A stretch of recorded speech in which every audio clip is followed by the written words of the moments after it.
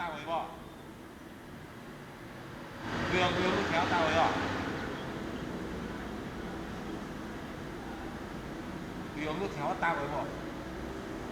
我有大。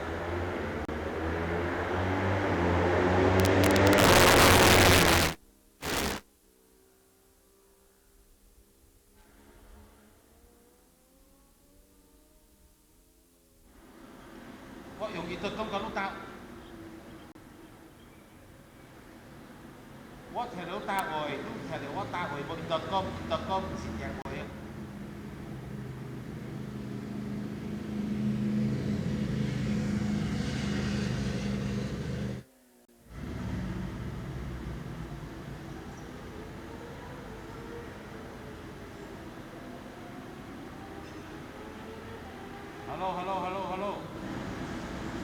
Hello。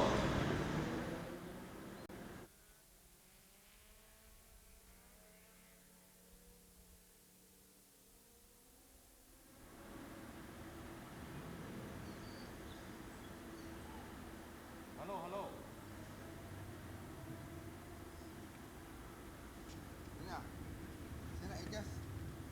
Bukan. Tak, yang saya nak adjust ni. Siapa? Mic. Volume mic. Pak Mai. Bukan lah, ayo. Sini lah. Tak, saya punya ni untuk ni RF ni. Yalah AF-nya, ya tahu. Tak, bukan ni. Oh, you nak solar? Okey.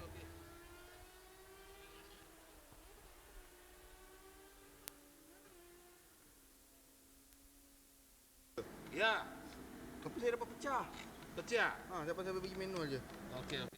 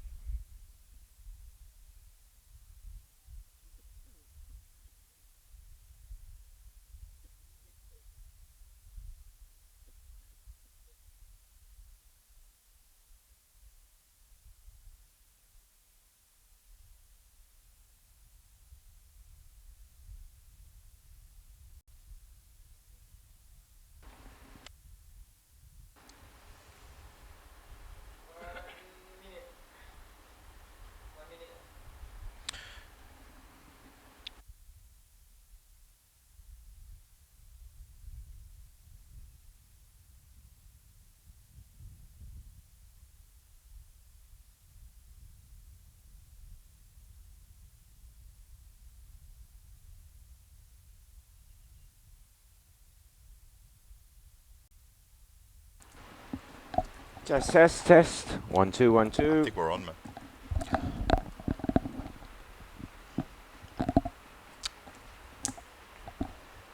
Boom. 2:13. I say you seem to be studying those times rather.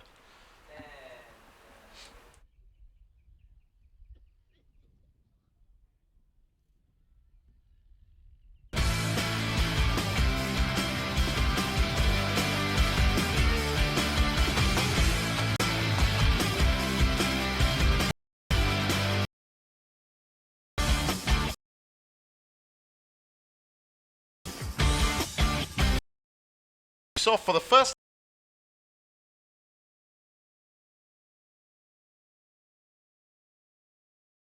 get us ready for a big day of racing tomorrow, but the only thing you can look out for is the way those flags are actually waving right now.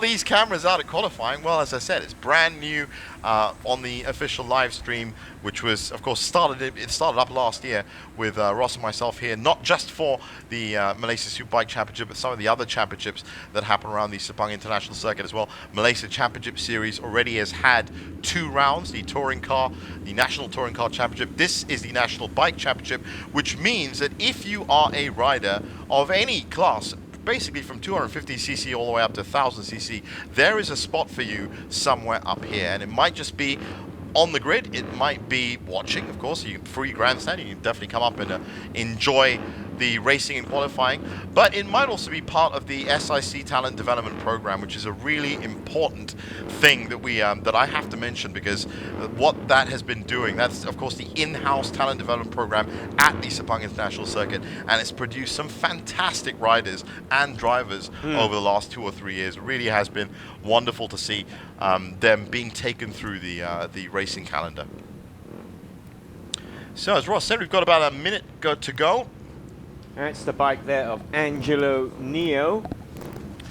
Now, as I said, we'll get you up to speed favorites with what happened previously on the Malaysia Superbike Championship, is what you could say it is, because all these classes, of course, were riding for Angelo Neo. I can tell you now, finished 9th last year. Jamil there. Pretty good season for Angelo, all in all. He did actually get a good few finishes in there, but never up at the top of the podium. So still a fair bit of racing for him. But as you can see them going out now, the Super 250s.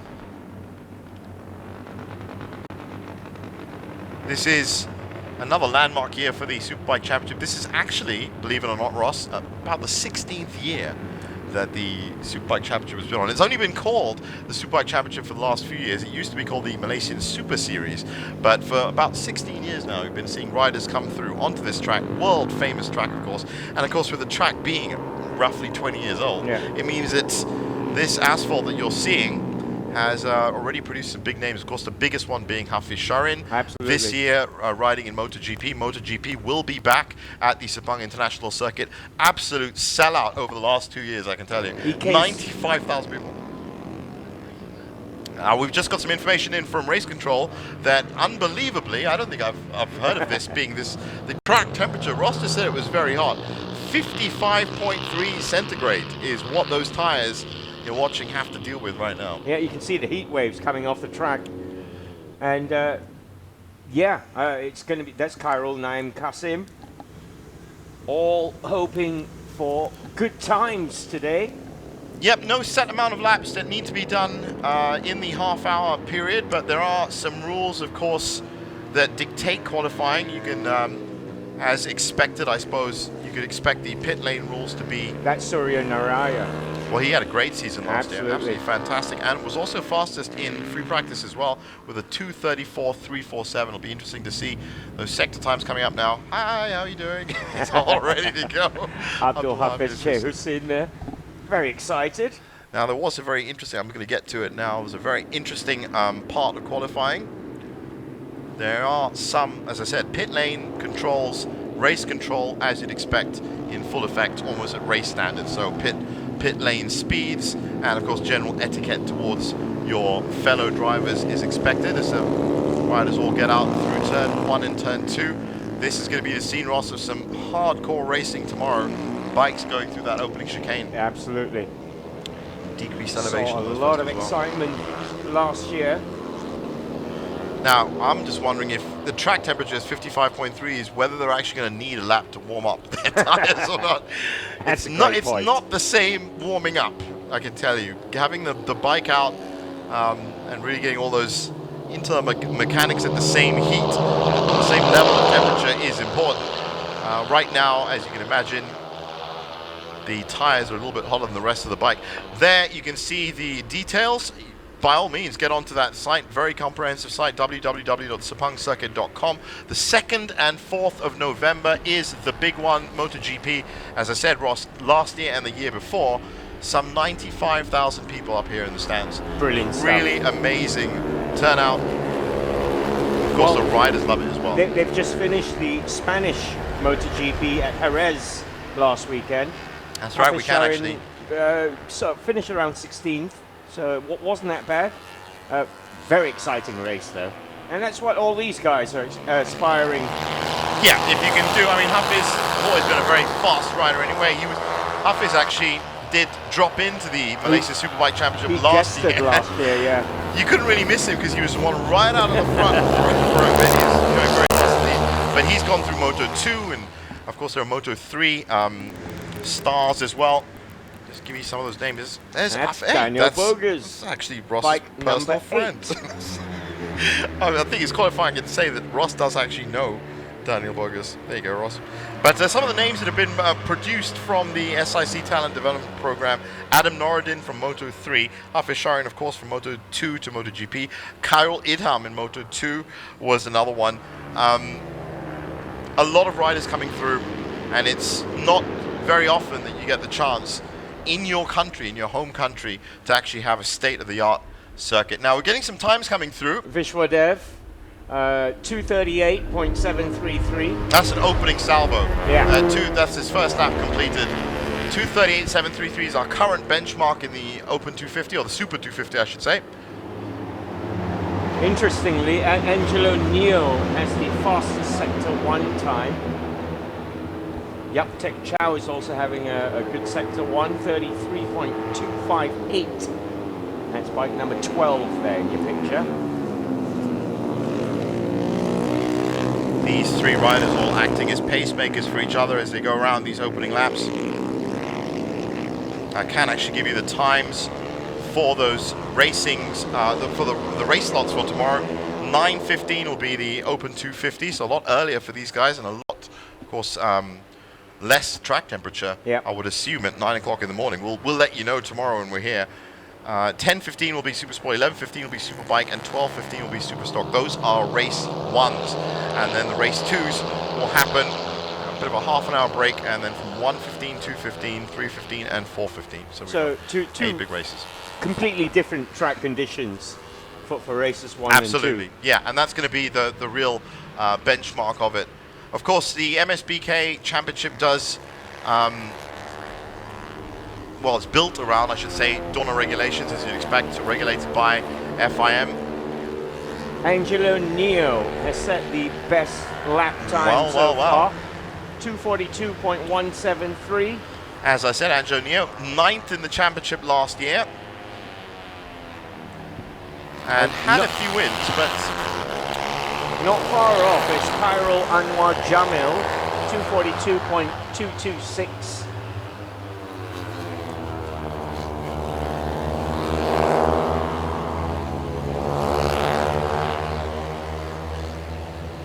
so coming through the back, no visible Daniel problems so far. Surya Narayana is now 236, that's the fastest time. Wow, we've had 2 Bike seconds number taken 9. off that already. Yep. But we were expecting 234s. Surya Narayana in free practice did set that number 9 bike. It was just in your screen. That's Angelo Neo there. But he set at 234.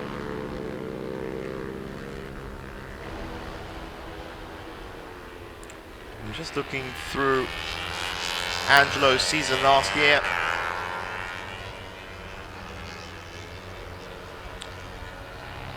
So far looking good.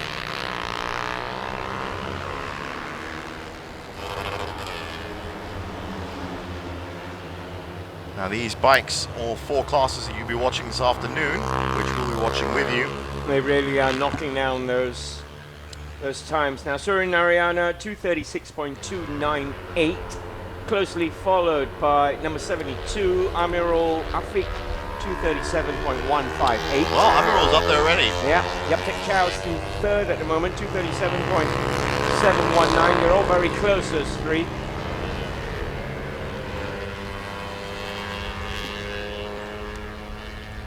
So in the end, first prize at the end of the season, looking around 3,000 bucks. That's Malaysian ringgit, of course. That's one of the prizes plus the trophies. Of course, each of the classes will have different prizes, but the points is really what they're going to be looking for. 25 points for first, 20 points for second, 16 for third, 13 for fourth, 11 for fifth, and then from 6th to 15th, it drops down 1 point. And that's what I was talking about with Angelo Neo, because he did finish 9th last year, but was always, he had a 6th and he had a 4th. Those are both in round 1. And then after that, it was 8th. Well, someone stopped on the track there, but ended up with a total of 68 points. Now he's actually dropped down. While I've been getting his stats, he's actually dropped down a great deal. That is not Angelo Neo. It just so happened to be the only camera angle where we can't actually identify that bike. We'll get Surya back to you. Narayana in your picture. Fastest man on track at the moment, 236.298. Well, definitely the tyres warmed up now for sure. And as you can see, the sun blazing down up here, just about an hour out of city centre, the famed Sepang International Circuit. Into turn 1. Quick roll over to turn 2. And that is the difference with the bikes, isn't it? With bikes and cars, the fact you have that rolling line as you come through. Well, that looks like Mohammed Zulfat Ishak, yeah. So a couple of incidents with a couple of bikes that had to stop. Everyone looks back on now. I can tell you now, there's about 25 bikes that are currently out on track. Now there's a quick summary of what's going on. You can see Eddie Ehrman, Alan Harris, Lisi Torn, Abdul Hafiz, who was just in the pits, 18 seconds off the pace. Still at 236.298 from Surya Narayana.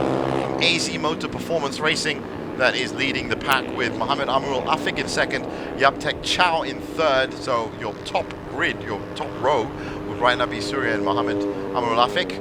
Row 2 would be Yaptek Chow and Vishwadev. If it stays like this, as you can tell, 19 minutes left in this opening qualifying session. Surya Narayana is putting in a really fast sector 1 and sector 2. Well, that Honda CBR 250R that he's on has really been delivering. As we said, he was topping the free practice session beforehand with a 234. So he's still got a couple of seconds that he can take off, shave off that time.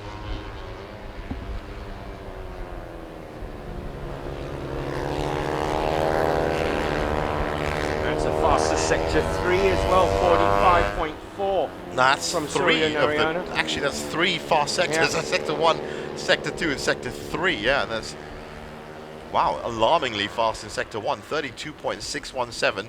Mohammed Amirul Afik in second with a 33.207. So gaining a full second through that first sector.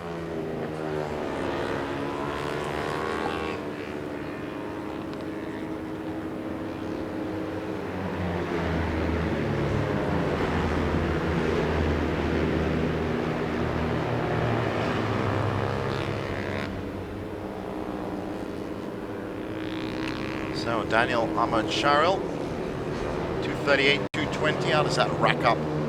He's currently fifth. Angelo Neo, by the way, in practice ended up in 15th with a 243, so he's already done a lot better than that. 241. 42, 895. Oh, 241, 774. That's right. And still everyone That's your man in your picture, bike number 9, Surya Narayana, just gone by. 3 seconds ahead of the pack right now.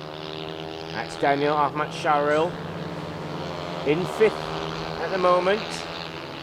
Well, it's interesting he's at 2:34. The lap record, of course, set by Sebastian Vettel in 2017 is 1:34. That gives you a good idea of kind of difference between an F1 car and a Superbike. Getting around 15 corners in 1.5 minutes, that's pretty impressive. That's going some. That is definitely putting your pedal to the metal. But that is an F1 car. To get around on a bike in 2 minutes, 2.5 minutes, still down there. So you wouldn't. I was about to say it's a battle, but it's qualifying. But they're both pushing each other on. Yeah, it's a good ride from Daniel Ahmad Sharil. And that's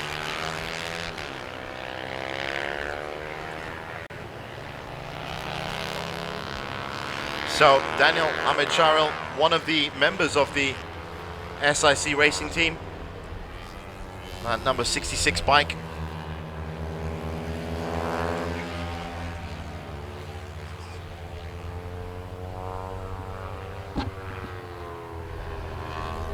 As we said, a lot of these riders very familiar with this track, as it's essentially home ground for them, and one of them is Daniel Ahmad Sharil.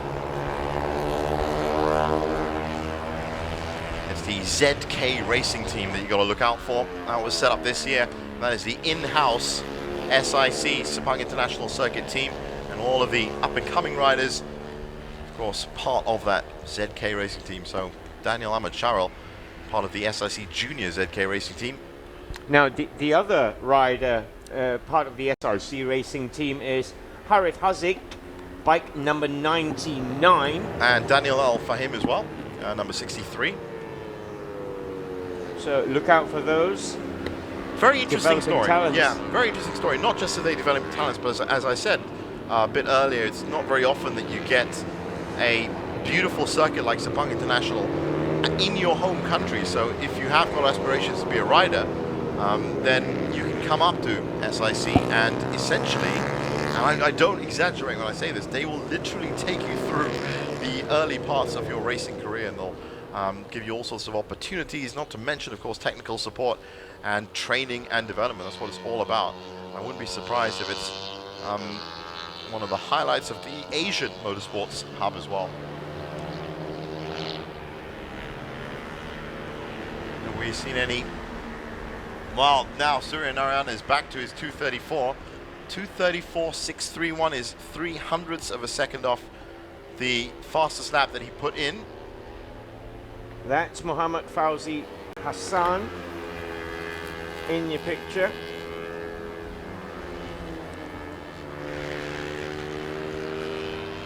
Currently 23rd, lapping at 2:49.472.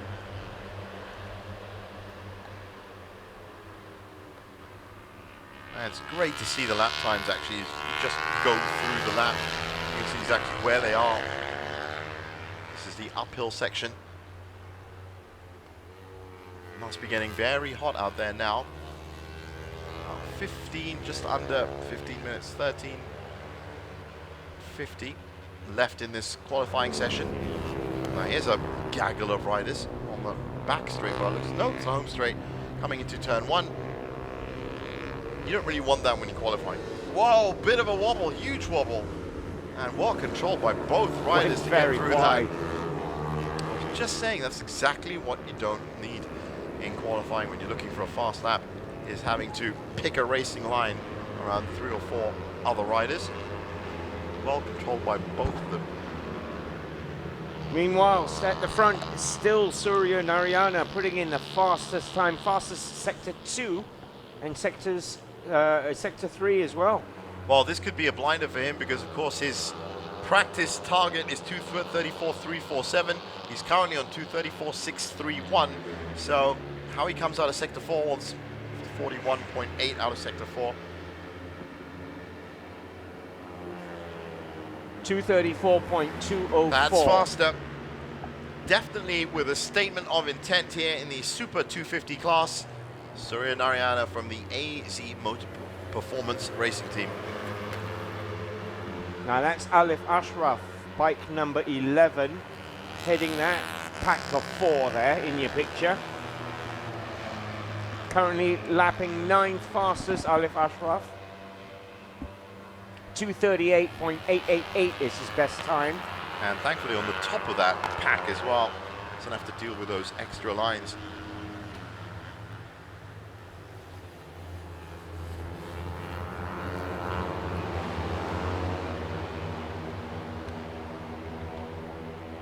So, Super 250, if you have just joined us, this is the qualifying Saturday from Malaysia Superbike Championship, and is officially, you could say, the start of the national bike season. This is the National Bike Championship, Malaysia National Bike Championship, and usually, of course, it would start with the race, but because first time you actually get to see qualifying and all the action from it live, we're going to have to count this as the official start.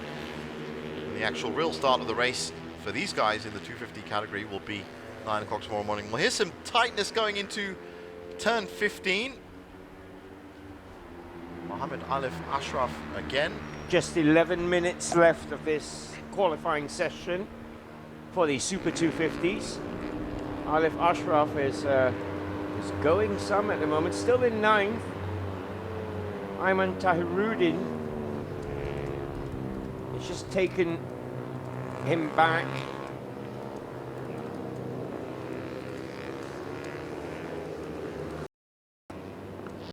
Oh, we've got a lady on track as well, Siti Norafiza. Look out for bike number 95. We're still with Ayman Tahiruddin. Good ding-dong battle going on there with Alif Ashraf.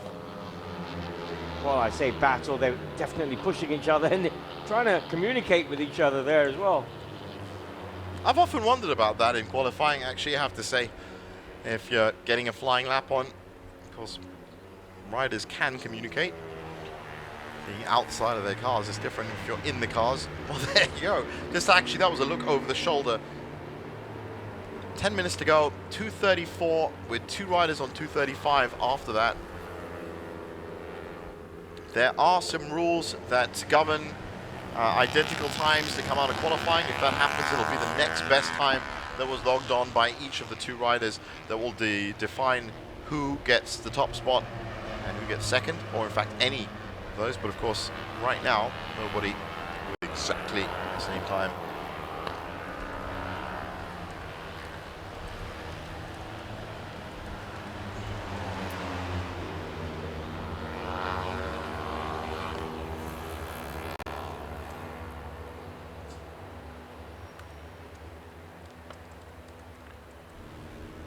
Yaptek Chow's the next rider who's come closest to Surya Narayana's 2:34. Yaptek Chow, his last lap was 2:36.524.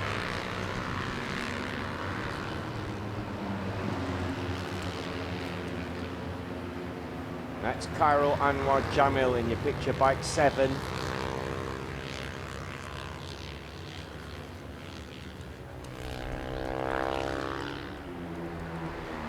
Just a little over 8 minutes left of this qualifying session for the Super 250s. 4 classes that do make up the Malaysia Superbike Championship: Superbike, Supersport, Superstock still to come after that, after this first half-hour session. And then all of the classes having 2 races tomorrow. It all kicks off at 9 o'clock in the morning, Malaysian time. Eddie Ehrman, bike 34 at the moment, 20th fastest. Best time of 2:45.899.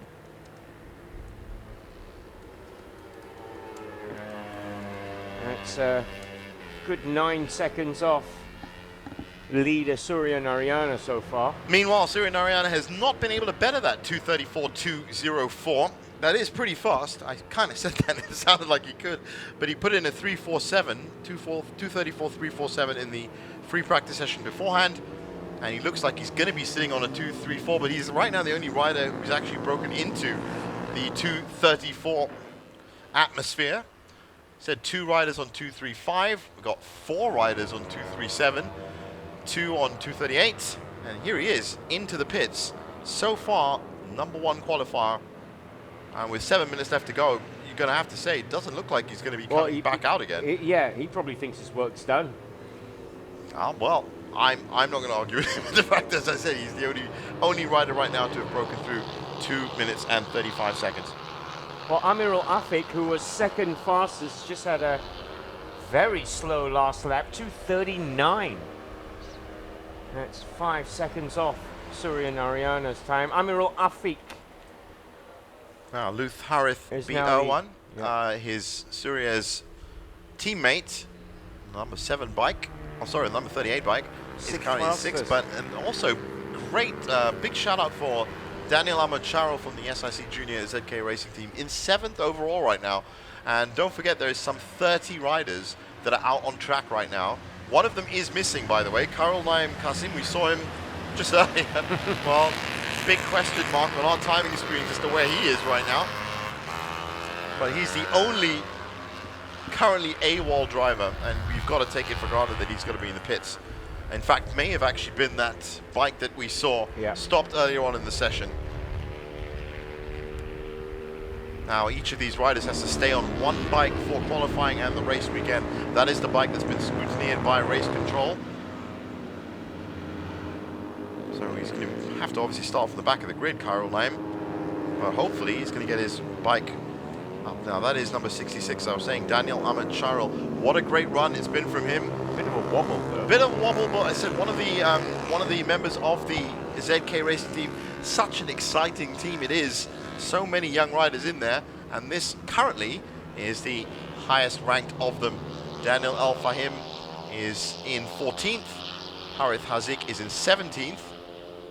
This would be their home track, of course. Exactly. For the likes of Daniel. And that is one of the great things about the Malaysian Superbike Championship. It is very closely, of course, in terms of regulations, in terms of speed, in terms of the bikes itself, it mirrors very much the WSBK, of course, the World Superbike Championship. That is already underway around the world. Australia, Thailand, Spain, and the Netherlands are the 4 circuits that has been to. MSBK, of course, centered around the Sepang International Circuit. So it is great practice, not just to have a talent development program, but to also have to race 2 races for the 5 rounds. I should just update you for your calendars as to when those 5 rounds are. Of course, this weekend, 11th May, 13th May is round 1. The 27th of July to the 29th of July is round 2. That, by the way, is we should be seeing the Inimitsu Asia Talent Cup come back for round 2. Round 3 will be on the 14th to 16th of September, and then there's a double whammy, round 4 and round 5, which is going to be, for the first time, 5th of October to the 7th of October. Yeah, that's going to a be full-on weekend. We've been looking forward to that already, because that's going to be 2 full days of 9 to 5 racing up here at the Sepang International Circuit. If you think about 25 points for every win that you get, that's, you know, 2 races for round 4, 2 races for round 5. That's 100 points you're talking about right there, which could completely change your season. That is, of course, about racing. Right now, it's about qualifying, so we don't need to be talking about points or wins. Amirul Afik, second fastest man on track, 2:35.412. Interesting, though, best lap time. how the only person that has hit 2:34 today has been Surya Narayana. I don't mean just in this half hour, I mean in the last practice as well. Because Yaptek Chow came in second with a 2:36. He's Surya Narayana. He slowed down. Yeah, he slowed right down. He's just lapping for fun, I think. Well, I think he does know that a 2:34 is probably going to do it. Just an indicator of some of the times we should be looking out for. 2:15s in the Supersport category, the 600cc category. Superbikes, 2:10 was set by Aslan Shah. Our big name, of course, Aslan Shah, Kamar Zaman. And Superstock, it was Hafik Azmi actually with a 2:14. So these are 250s. That's Daniel Bogus there, receiving some advice from his coach. Absolutely. That looked like it was literally pit lane advice as to what's going on now. Daniel has, well, so far with a 2:51, he's in 25th. And with 2 minutes left, I don't think he's going to be putting those leathers back on, so I think he's going to be keeping with that time. Now, Surya Narayana is on an outlap out of the pits, which means he's going to have literally one shot at bettering that 2:34.204. The session, of course, will end after his final lap, so I'm sure that he's planned this. Now Coming out for one last lap. Yeah, we're riding with Amirul Afiq, who's trying to beat his best time of 2:35.412 at the moment, 2:20. Well, this should be the back straight, so Yep. it could be very close here. Here he is coming around the corner. It will be very close. He's Now he's just wide, outside. yeah. That's a deceptive start to the home straight. It looks like you could cover that ground a lot quicker, but 2:39.381 in the end. I think he will start in second position, Amirul Afiq. Wow, still with 1 minute left to go in the session, nobody has come close to getting into that 2:34 area, which Surya Narayana has now hit twice, and is, as I said, putting in a blinding lap as I speak. It's just set a record in Sector 2. He's going to need to get purple timing. That's what we call it, because of course on our racing timing screens, that means you've gone very fast indeed. Well, currently he's purple in Sector 2. Let's see if he's going to be purple in Sector 3 as well. But he is leading for sure, and that is the list all the way down to 24th, just at the bottom of your screen. Zafir Zakasha Zamani. Now the checkered flag will be up at 30 seconds. Absolutely not a drop of moisture this first opening qualifying session, Ross. It's been very hot. Oh, it was 55.3 track temperature at the beginning of the session. To be honest with you, it looks even hotter now. That's the third fastest man on track, Zafir. 2:35.462. So 5, 4, 3, 2, and 1, and that is the official end of the qualifying session for the Super 250. Surya Narayana then with a time of 2:34.204. That's the fastest. That keeps him. Interesting. Yeah, well, Surya, of course, had a fourth place overall in the championship last year, but did have a win at race 1 of round 4, a win and a second. In fact, a win and a second for round 4 and round 5. So finished the season very strongly last year and is now going to be heading up the grid. He's already finished. We can confirm that. He's going to be pole position in the Super 250 class. Waiting for Mohammed Amirul Afiq to come through. He should be in about 25 seconds. Interestingly, Surya Narayana really did try to push in that last lap. 2:34.866. Well, it's still, you know, it's still a 2:34. That's the thing. Yeah. Nobody else has come close to that, so he's going to be very happy at the fact that both the free practice session and in qualifying, only rider out on his own in the 2:34 category. And of course, if this qualifying session was for any reason cancelled, which it hasn't, it's been finished now, then it would be those free practice results that would determine who's on the front of the grid. So either way, Surya Narayana was always going to come through. What a great performance from him. Mohammed Amirul Afiq is in the pits now. Yep. In second with a 2:35. The other rider, I should say, on 2:35 is Zafir Zakasha Zamani. Yep, Tech Chow. Oh, sorry, he's also on 2:35 with a 6:54. So 3 riders now on the 2:35 level. And then after that, it's Vishwadev Lutharith and Daniel Ahmad Sharrell, as we said, in 7th, finishing up by the looks of it with a 2:37.983. But the highest ranked from the ZK racing team.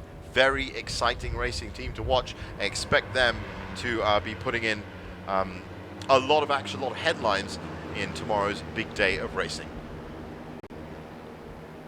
So it's been a good day for Surya Narayana and the AZ Motor Performance Racing Team. That's 1st and 6th, Surya Narayana and Lutharith Irwan. That's very good from them. Mohammed Amirul Afiq, as you can see, there's the 2:35 crew, Zafir Zakasha and Yap Tek Chow. Then the 2:37s, Vishwadev Lutharith, as you said, and Daniel Ahmad Sharrell. Mohammed Ayman Tairuddin, who actually won the competition last year with 157 points, well, he's in 8th. And then after that, it's Alif Ashraf, Jailani Kosman, Daniel Fahim, Khairul Anwar Jamil, Lee Tat Mak on 2:39. Angelo Neo from Singapore 2:40. In the end was his fastest time. Yak Tek Hao, Cairo Izzat, Harith Hazik, Siti Nor Hafiza 2:42. Alan Harris Herman and Eddie Ehrman. And Lee Siton, Mohamed Shamsia Hamimi, Mohamed Fauzi Hassan, Mohamed Zulfari Ishak from 21st to 24th. Daniel Bogus, 25th, as we said, with that 2:51.050. Mohamed Faisal Mustaqim, Abdul Hafiz Hussein, Ahmed Fariz Zafri up to 28th, Efsan Aslan and Rashid Ahmad in 29th and 30th. And that is the full grid. And those are the full qualifiers. So 2:34.204 was our best time, and 2:56.795 was 30th placed Amir Rashid Ahmad. So look at that. That's 20 seconds off. And that just goes to show you the blistering pace that Surya Narayana was setting. Great performance from him, and as you said, the AZ Motor Performance Racing. We'll be back with more. Stick with us on the official live stream of the Sepang International Circuit.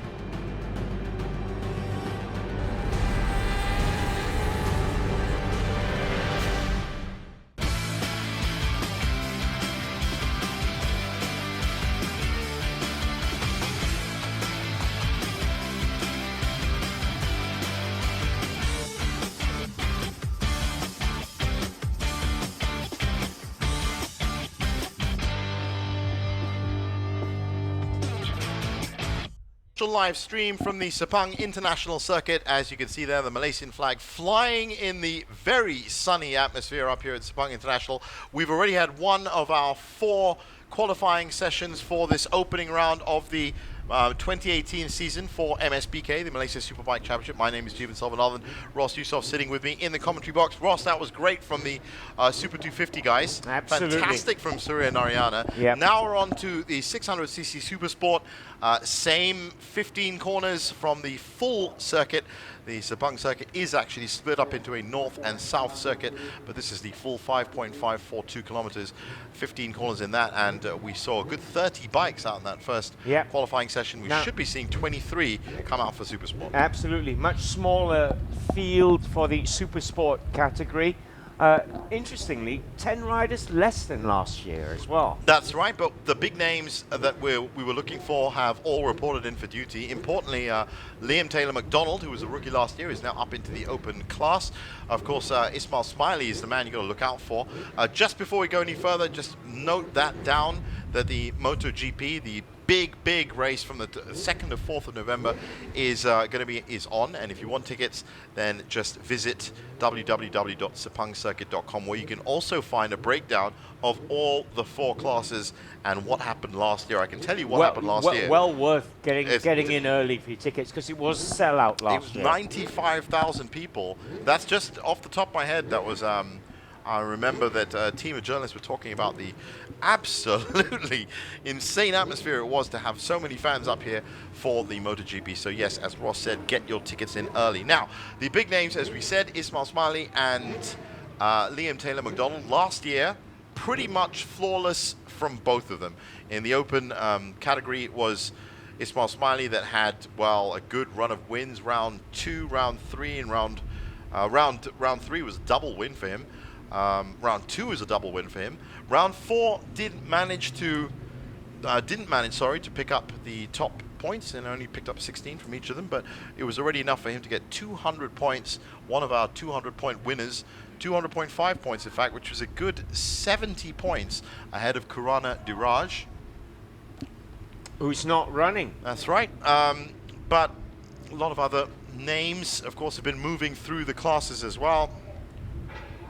And it'll be interesting to see if that bike art team, which were all in green last year, I'm assuming they're going to be in the same livery this time.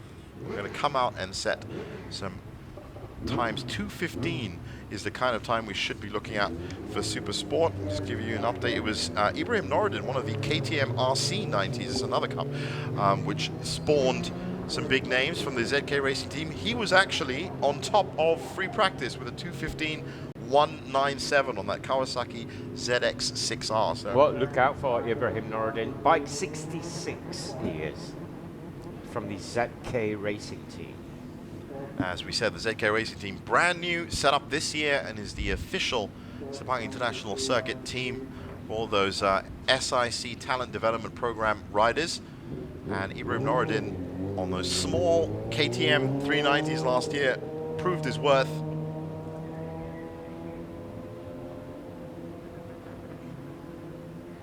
Now we're used to seeing the man with the red flag and the man with the green flag at the beginning of the start line, but that's something we'll be doing tomorrow. But here is a man with both flags. The red and the green That's flag. the difference with qualifying. That's They didn't get to see last year, but you did get to see this year, because it's the first time that qualifying is going out live on Saturday as the bikes take to the track.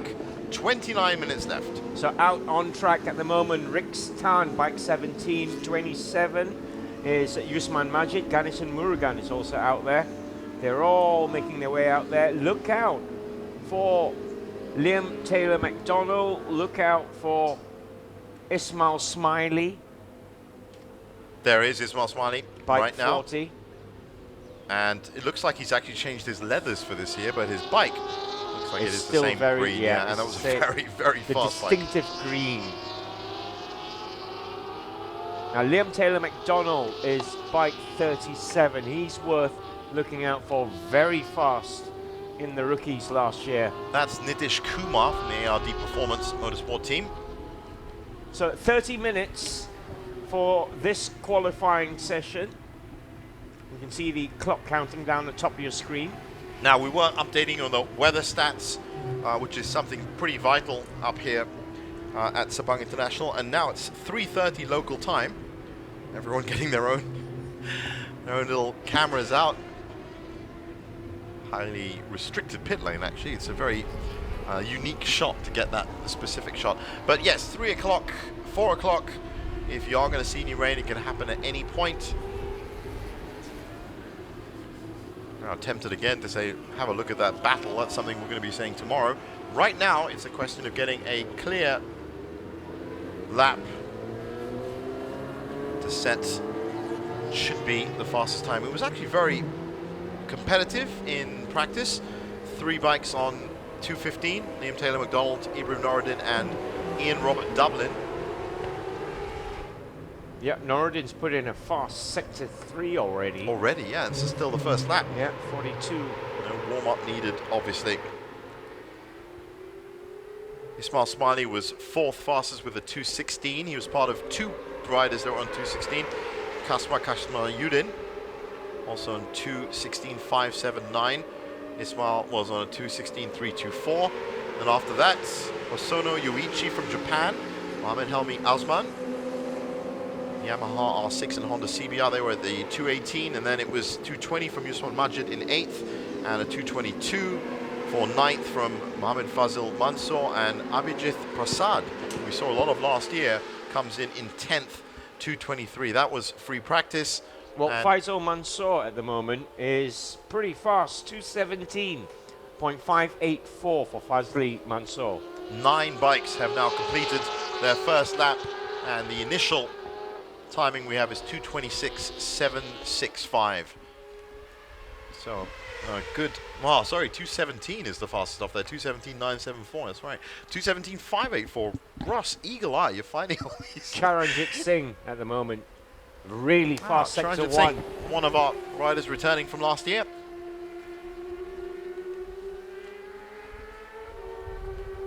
Charanjit still racing in the rookies, and by the looks of it, once that all settles down, to come off their first laps. Ibrahim Norridin is starting to get his eye in as well. Just a second off, 29.039. Charanjit Singh ended up 6th in the Rookies Championship last year. No wins, but a 2nd place in race 2 of round 5. 92 points all in all. And as I said, you put that up against Liam Taylor McDonald, who racked up an incredible 237 points last year. He won practically every race. Pretty much won every race. Had to share points in race 1 of round 1, but it was straight wins after that. Clean sweep, and don't forget that happened across the year as well, so absolutely nothing can stop him, or could stop him last year. And that's Ismail Smiley going into turn 15. I bet he's looking forward to this season and looking forward to when all of this kicks off tomorrow. Currently the 3rd fastest, Ismail Smiley, 2:16.719. Ian Robert Dublin is the fastest man on track, 2:16.542, followed by Liam Taylor McDonald, 2:16.655. Already down to 2:16 onto their 2nd laps. As I said, 2:15 was the fastest before, so we should be expecting them to start cutting into that. Supersport tomorrow will be the 2 races, race 1 and race 2, 12 laps each, 10:15 and 2:15. So that's Malaysian time. So you write that down in your calendars, or you could just join us here on the live stream. It'll be kicking off at 9 AM. Ross and I will both be here. But it is free entry to the grandstands. If you do feel like getting yourself up to the Sepang International Circuit, it's always good to come and see this circuit. That's the fastest bike on track at the moment, the black bike there of Ian Robert Dublin, 92, 2:16.542. He's also put in the fastest sectors 1 and 2 so far. Well, Ian Robert Dublin last year actually joined the season for round 4 and round 5. Ended up 14th in the championship, but did get consistent finishes. A 6th and a 4th by the looks of it.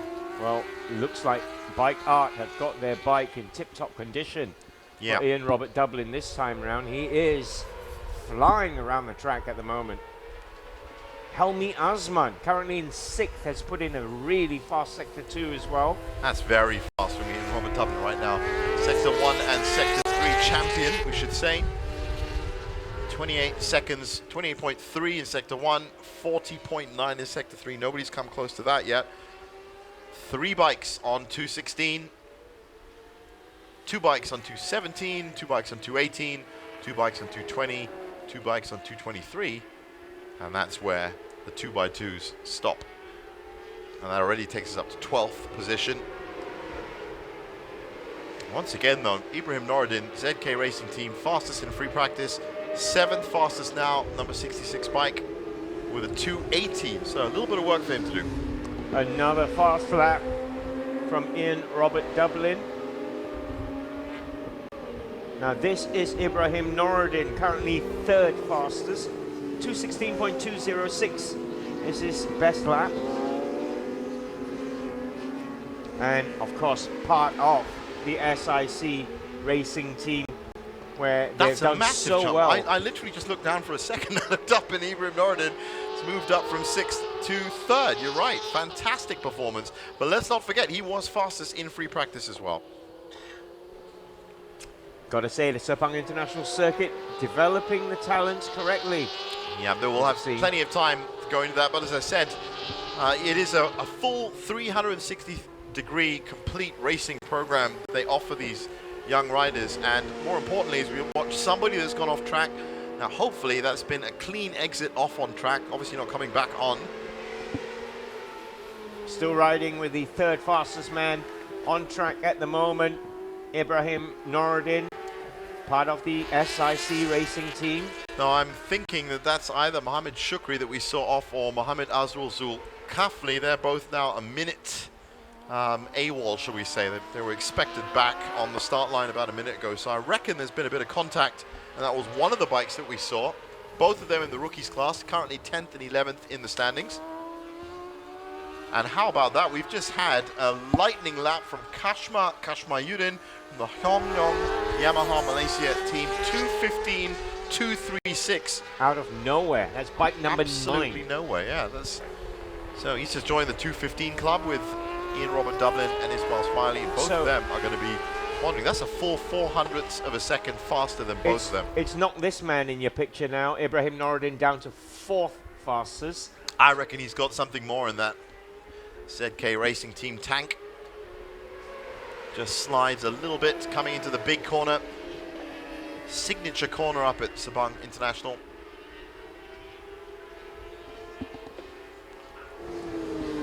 Still 20 minutes left to go in qualifying. Plenty of change can happen in that time. Roughly, you can break it down, in fact. Now, who's that? That looks like... That is, in fact, Mohammed Fazil Mansour in the pits. NKL Boy Motorsport team. Out now, onto out lap.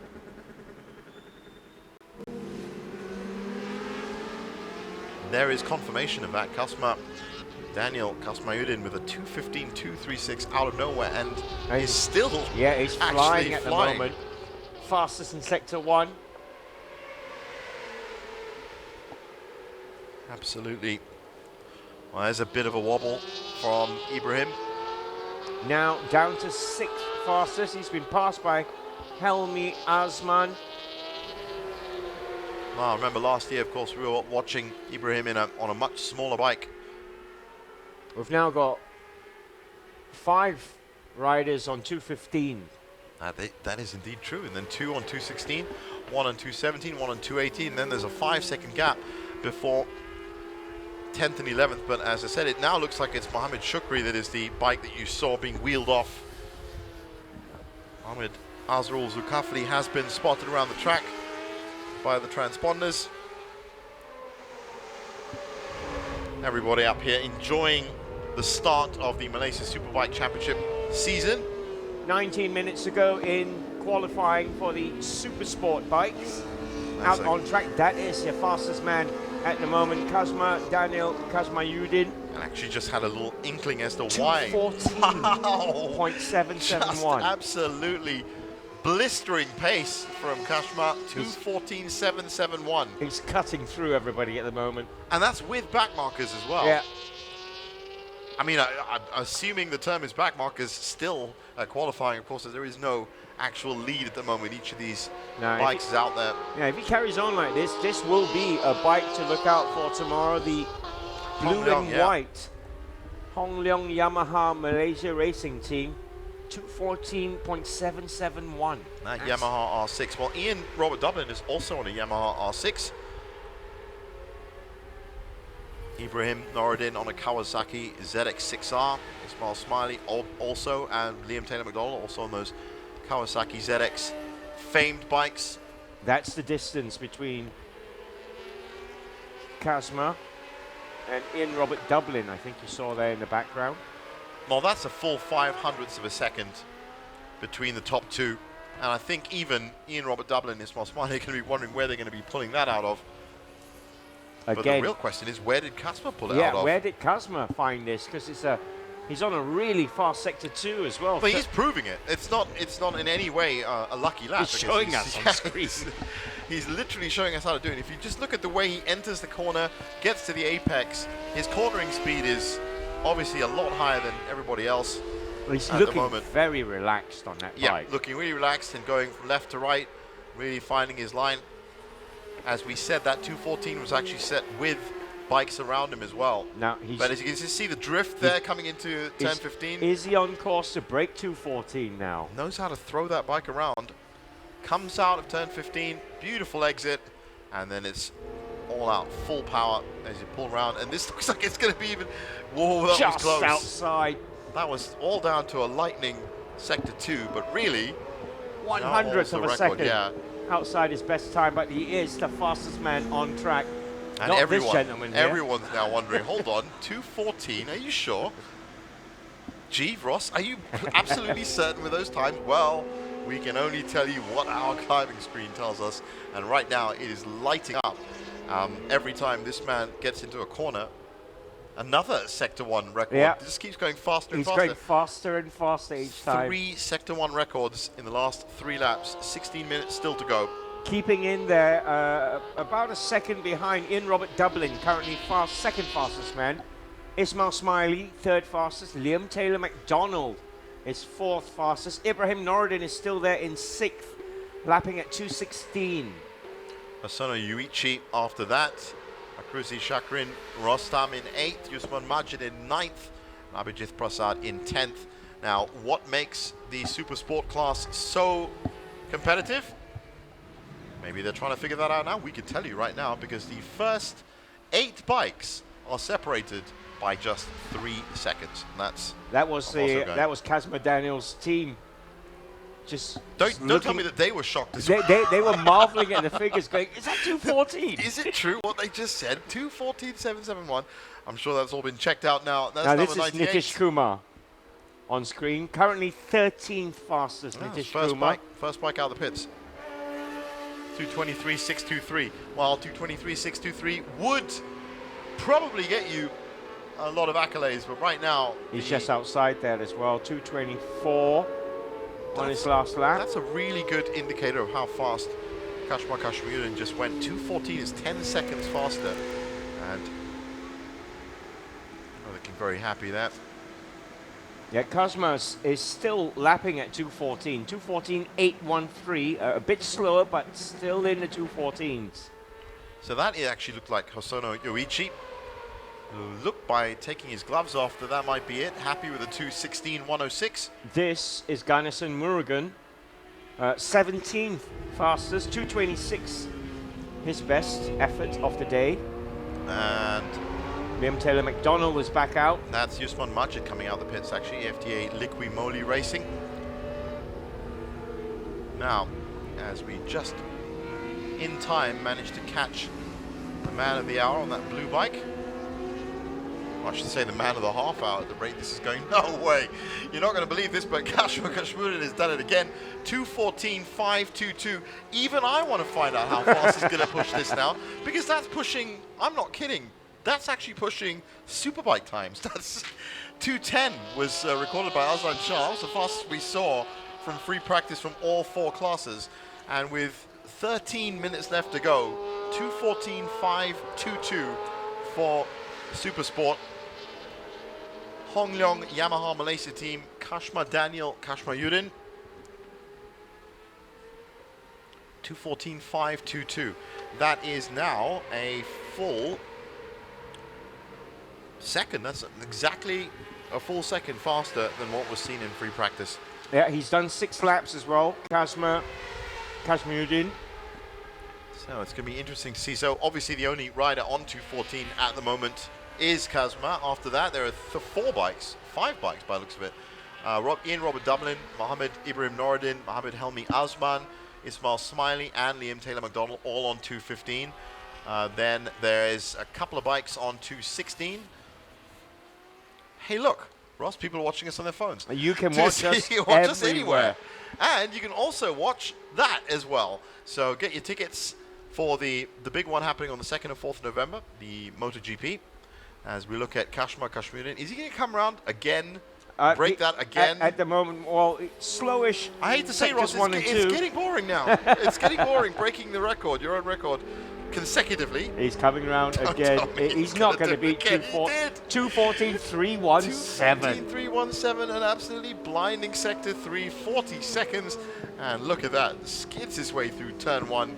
My voice is almost going hoarse from this. I was expecting to go hoarse during the race, but we've already had enough action happening just in qualifying. He's nearly a full second ahead of Ian Robert Dublin, second fastest man on track. Now the question is, of course, how long do you want to stay out with 12 minutes left to go at the speed that Castro's been going at, and the fact that he's now set 3 fastest laps in a row? I think he'll probably go for 1 more and then just call it a day.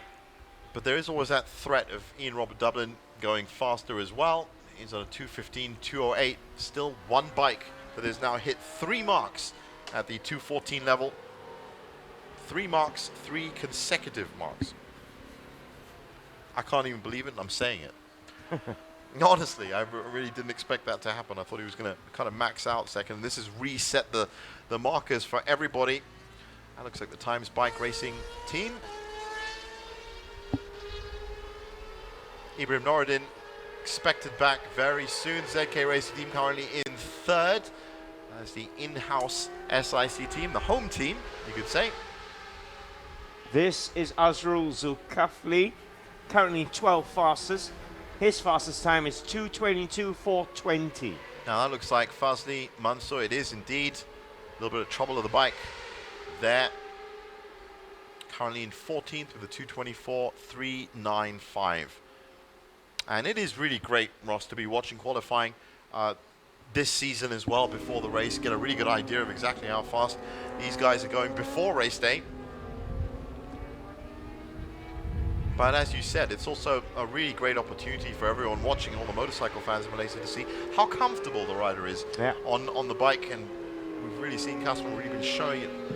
Yeah, if you're reading body language, Kashma Daniel is looking really relaxed as he's shredding the seconds off each lap. Can't find the words to describe it. Shredding is currently the best one. If we find any more that that match better, then we'll of course say them. But I think he's going to deliver it with the laps. I'm hoping he's at 2:14.317 now. I'm hoping that he hits 2:14 flat.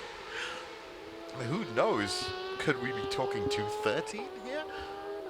Now this is Nitish Kumar, 10 fastest currently. 2:21.528 is his best lap. Oh, well, I was just wondering, Kashma has just put in a 2:42, but he's in the pits. He's just come into the pits. So our current leader of the pack is... with a very steady 2:14.317. Yeah. Hard to see anyone topping that.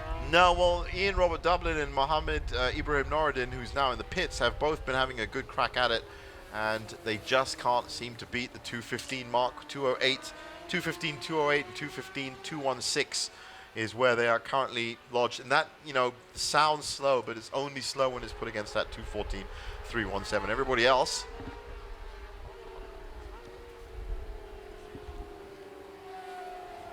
That's Badrul Hazli Hadi in your picture. Should we take a look at the pits? Still that time at the top, 2:14.317. Currently in pit is the fastest rider, Kazma Daniel Kazamudin. Who was actually a wild card entrant in the Moto 3 class last year. Wow. So no stranger to going fast, that's for certain. But has But definitely dominated the... He literally came out of nowhere. Absolutely nowhere. Ian Robert Dublin and everybody else, really. Ismail Smiley and Ian Taylor McDonald were all nicely filling in. That's very interesting bike colour. There you go. That's Mohamed Anas Reza Muzamal. Pink bike, pink leathers. Usually you see that. But it looks very nice, I have to say. Striking. Distinctive, I think that's the word you're looking for. Distinctive. It's actually very, very great. It's great for commentators to have football teams in races in bright pink. You can't go wrong with them, really. You always know exactly where they are. This is a great shot of some of the other things that happen during qualifying. It's not just about getting on the bike and setting the fastest times. It is literally about going through your team and getting ready for the race tomorrow. Because don't forget, as Ross pointed out earlier, it is 2 sessions in 2 wildly different weather and temperature conditions tomorrow. There's the morning session.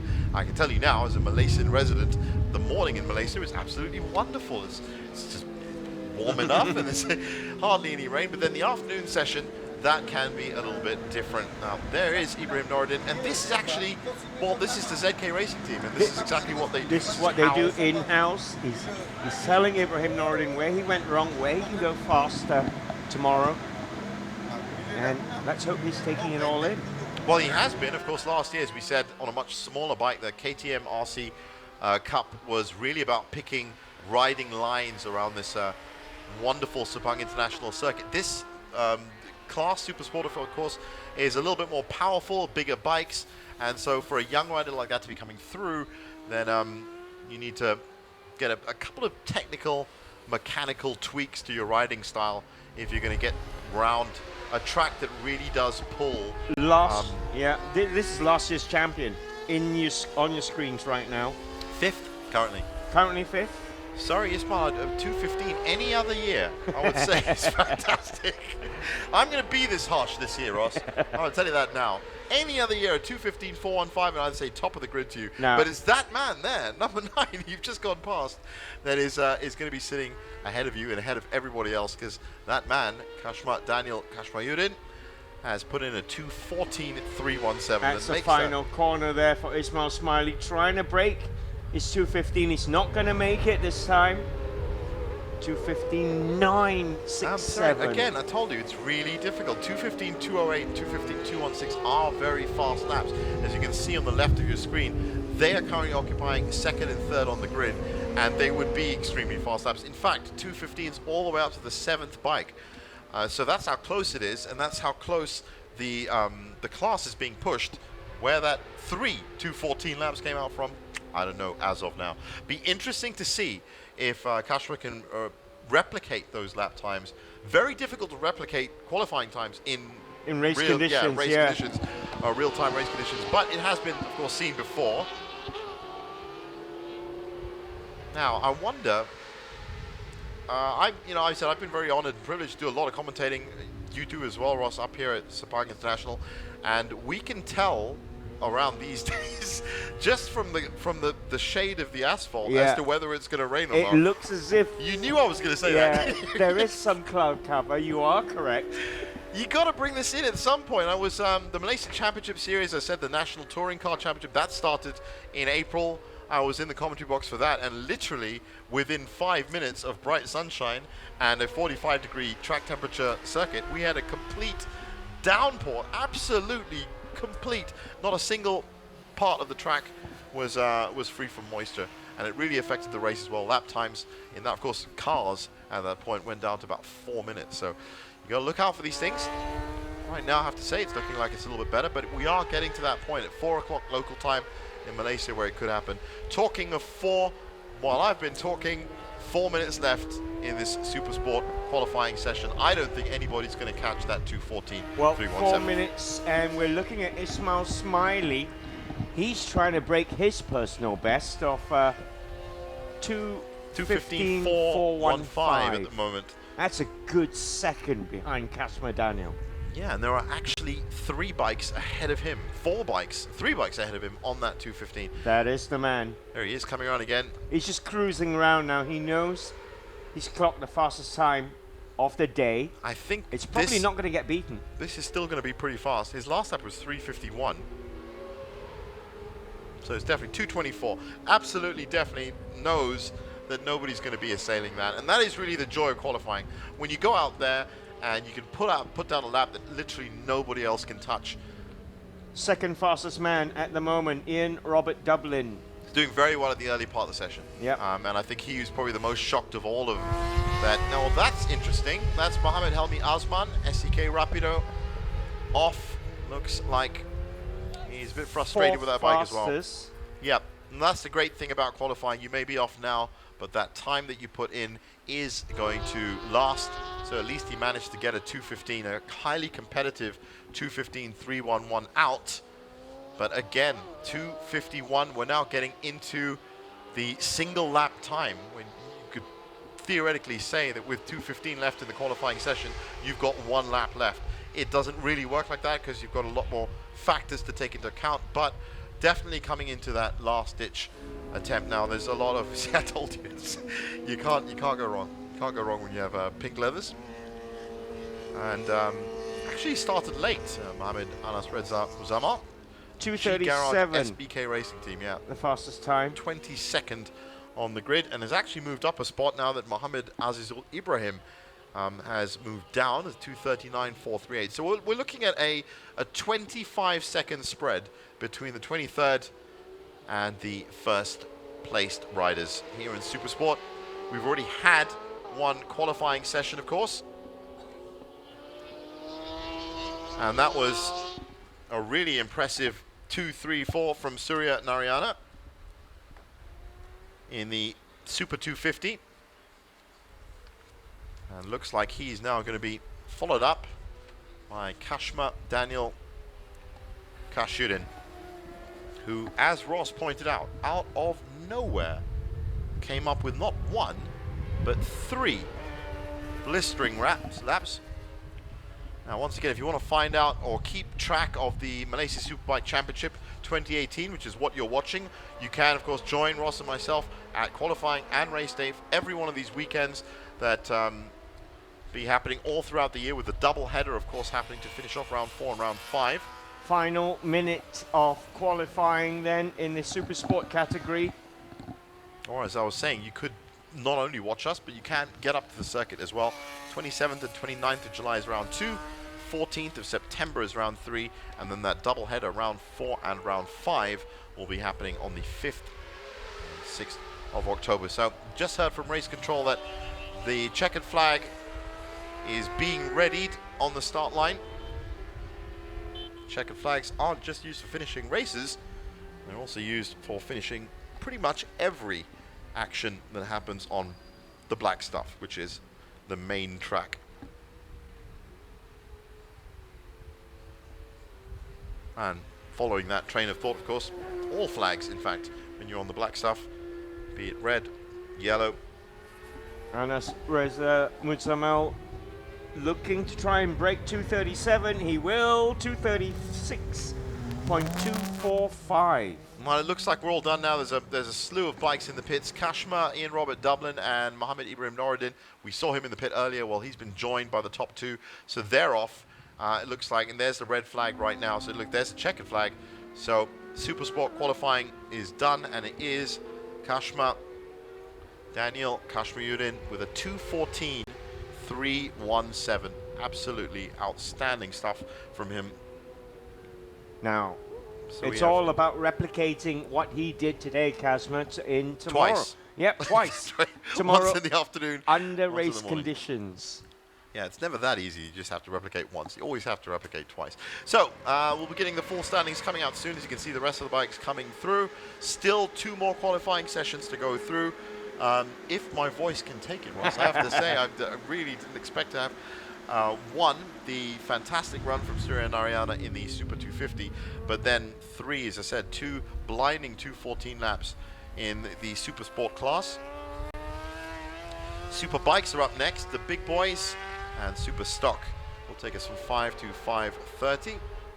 Fakruzi Rostam crosses the finish line, or comes up to the final corner. So as you can see, Currently 6th fastest Fakruzi. even on the left of your screen, they've already put that 2:14.317 up as done. That's absolutely done. That's not going to be Now, not going to be he's trying to checked break up now. his best of 2:15.4, and he's just Almost, outside. almost. Now, that is still a very fast time. Well, in Only the end, 6th fastest though. 2nd to 7th on the 2:15 barrier. That's 8th, Ismail 2:16. Smiley there. 5th in the end. So Yeah, not that his- bad from the his champion job- from last year, defending champion. Brand new white leathers. Still the distinctive green bike. Yeah, there's the leathers have changed, but the bike is still the same. Now that looks like. Oh, just checking the bike art team. Yes, it is bike art the second. Hong Leong have just pipped them. ZK Racing Team, fantastic third from them. Helmi Azman, who we saw off track, did manage to finish 4th with that 2:15.311. And Ismail Smiley, we just saw in the pits. No, I can tell you that's Liam Taylor McDonald. I can tell from the hair immediately that that's him. Same hairstyle, notice. Yeah. Blitz, absolutely blitzed the rookies Really section last year. blitzed the rookie section last year. But I mean, interesting to see how Liam Taylor McDonald handles this step up in class this Interesting year. to see how he handles this specific moment right now, because that was an unscheduled stop.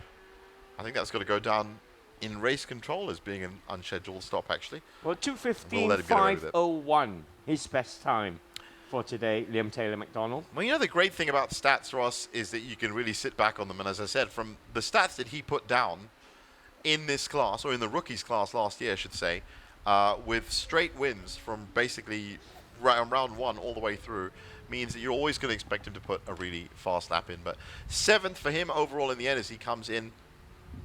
And that looks like we are just about done. It is now. Yep, it looks like everybody managed to get a lap in. Just 3 bikes that, or 3 riders, I should say, that are still currently AWOL in terms of race timing, and that is Mohamed Helmi Azman in 4th, Mohamed Shukri Matzaki in 13th, and Charanjit Singh, who we saw early on. In fact, I think with that 2:28.631. Good afternoon's work there from Liam Taylor McDonald, 7th fastest today. Yeah, and I'm sure he's going to be making a run for it during the race as well. So here is the confirmation of the top 10. Fantastic stuff. What do you say from Kashmir Kashmiruddin? 2:14.317. Ian Robert Dublin, Mohammed Ibrahim Noruddin, Mohammed Helmi Azman, and Ismail Smiley, along with Fakuji, Shakrin Rostam, and Liam Taylor McDonald, all on 2:15 up to 7th. Hosono Yuichi, Yusman Majid, and Nitish Kumar from 8th to 10th. In 11th, Abrin Fassad, Azrul Zulkafli. In 12th, Shukri Matzaki only ran the 1 lap, 2:23.441. Fazli Mansour, Hazli Hadi, Rixtan, Ganasun Murugan, Yusuf Shoaib, Mohammad Rafidi, and Charanjit Singh all the way to 20th. And we should have 3 more riders. And there they are, Riddish Sapre, Mohammed Anas Reza Muzamal, and Mohammed Azizul Ibrahim from 21st to 23rd. That's what the grid's going to look like for Supersport tomorrow morning. And join us once again for the live stream for that. We'll be back in just a bit with the Superbike qualifying session, so stick around for that. Right now, you're tuned into the official live stream of the Sepang International Circuit. Back soon.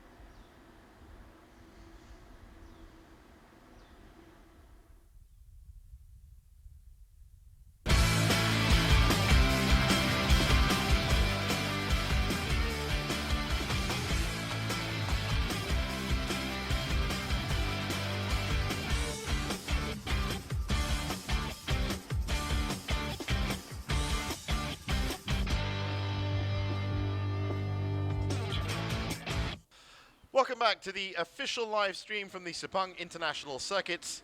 It is now just past 4 p.m. Malaysian time, and if you have been with us since the start of qualifying Saturday for the Malaysia Superbike Championship 2018, then you would have seen Surya Narayana log in at 2:34 and Kashmir Yudin with a 2:14.317 take the opening two qualifying sessions. My name is Jeevan Selvanathan, as you just saw Ross Yusof with me in the commentary box. And up next, it's the big boys, it's Superbikes, Ross. Yeah.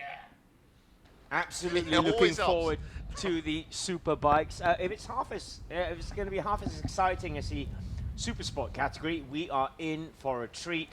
It will be the full Sepang circuit. That's 5.542 kilometers, 15 corners, and they've been averaging, well, if you ask Kashmir Yudin, he does it in 15 corners in 2:14. That's it. Two minutes to get around 15 corners in 5 kilometers. You can write that down on a little piece of paper and try and do the maths, because it really is very fast indeed. Now, these Superbikes, well, Superbike was a great, keenly contested contest last time out. They've already been out on free practice as well. It was a 2:10 that was logged down by Aslan Shah Kamaruzaman, who of course has moved from Bike Art to Chia PJ Kawasaki for this season. Now, Jonathan Sarapika is one to watch out for. Bike Absolutely. 48. He is the current champion. Yep, 198 points last year. There was a couple of wins, but a lot of seconds. He had a second in round 2, second in round 3, double second in round 5. It was a consistent finishing from him that literally gave him the title. It was a very closely contested title as well. Mohammed Hafiz Nur Azman was the rider that took him all the way on Fast Throttle Motorsports. 185 points for him, so it did come down to the last race in the end. But you're right, Jonathan Sarapika is the man to be caught here. But Jamilul Tamizi, another name. yeah, that you want to look out for. moved up the open class, was a rookie last year. Actually won the rookie class last year with 200 points, another 200-point scorer.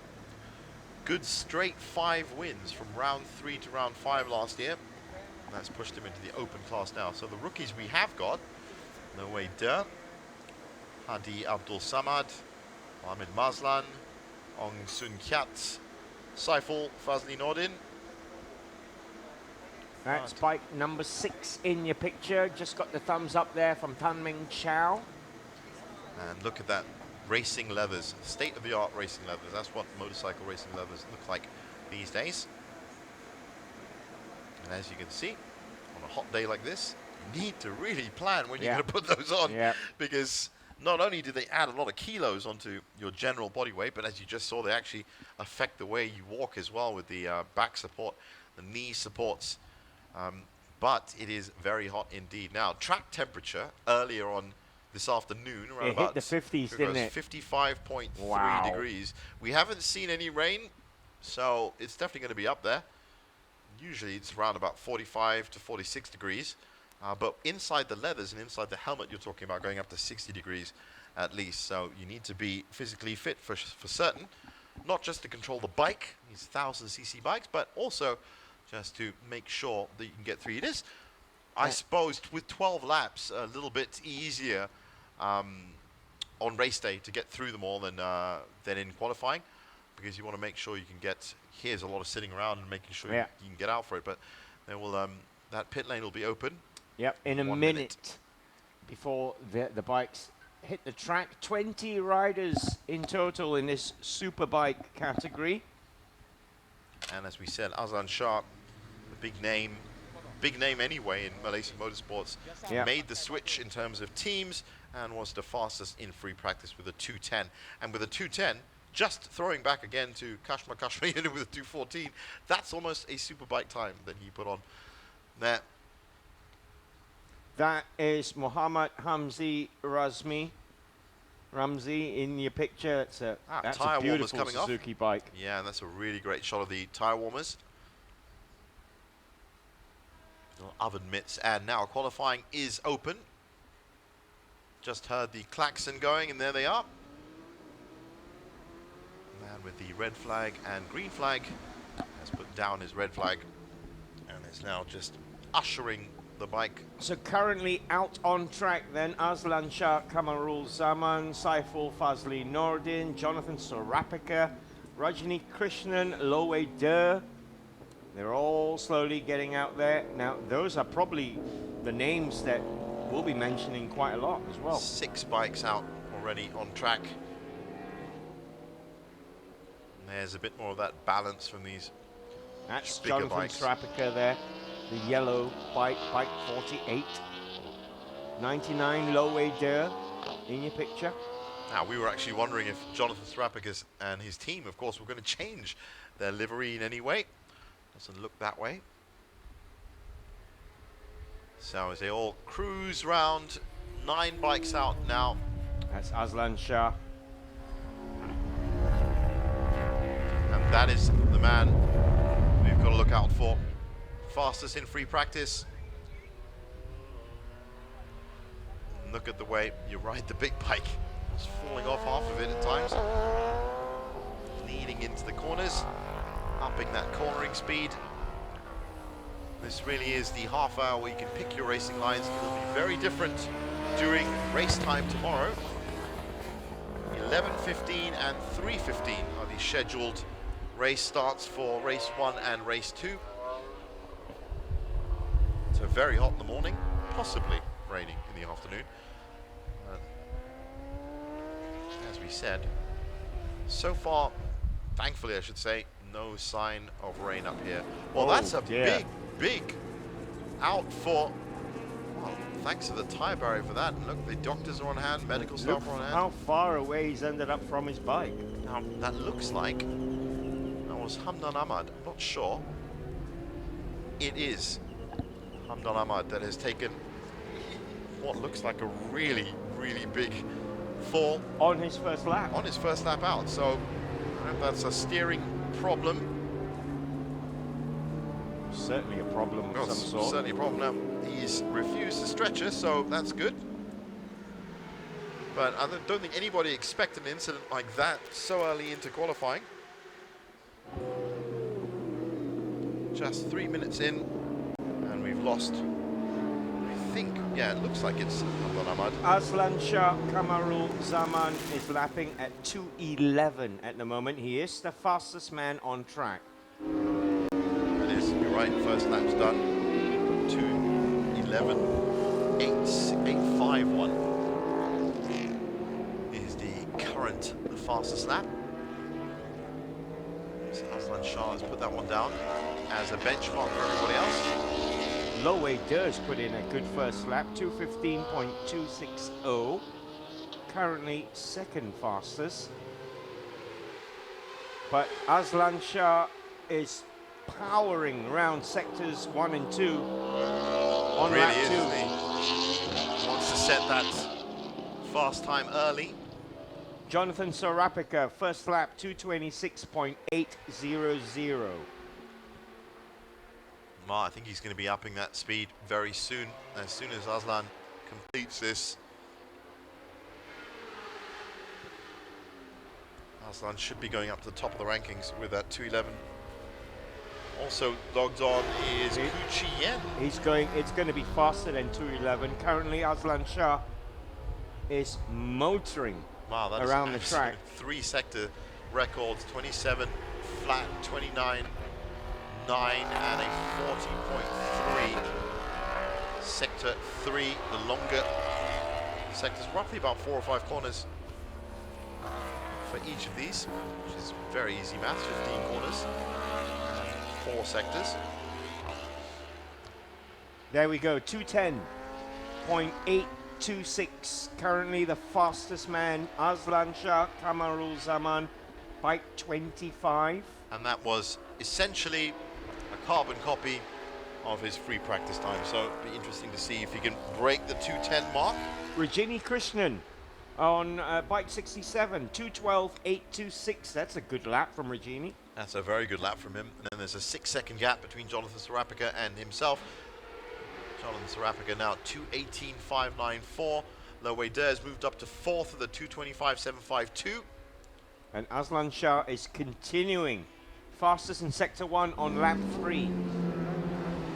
As we said earlier on, in qualifying Saturday, it's all about being purple in terms of race timing, namely because on our race timing screens, if you're going purple, you're going very fast indeed. Aslan Shah so far has only been putting in purple times. All purple. Yeah, I haven't seen. I'm gonna hit the screen just to make sure. Is that all right? Yeah, that looks like it's fine. Now he's on course to break 2:10.826 if he carries on like this, Aslan Shah.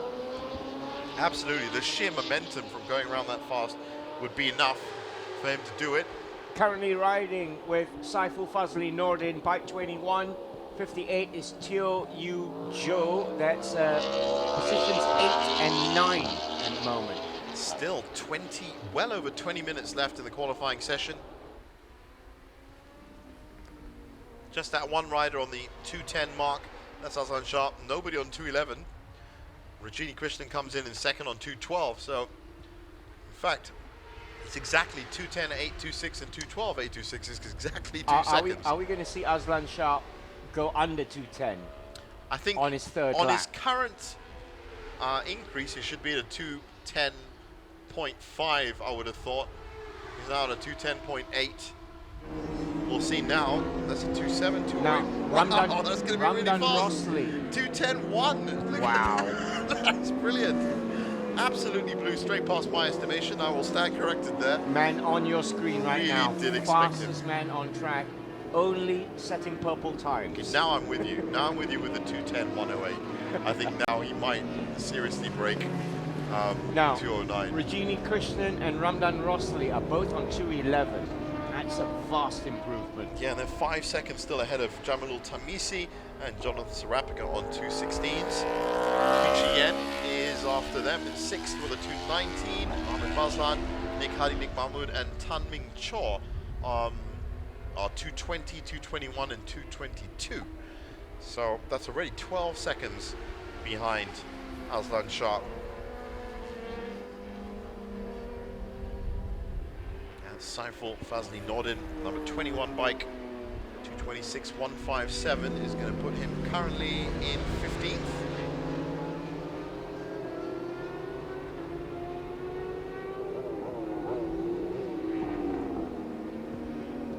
Now all bikes are out and all bikes are accounted for. Actually, I should really say it is Hamdan Ahmad, so it's not all bikes. 19 out of 20, as Hamdan Ahmad did have that very big runoff, but looks to be fine from it, thankfully.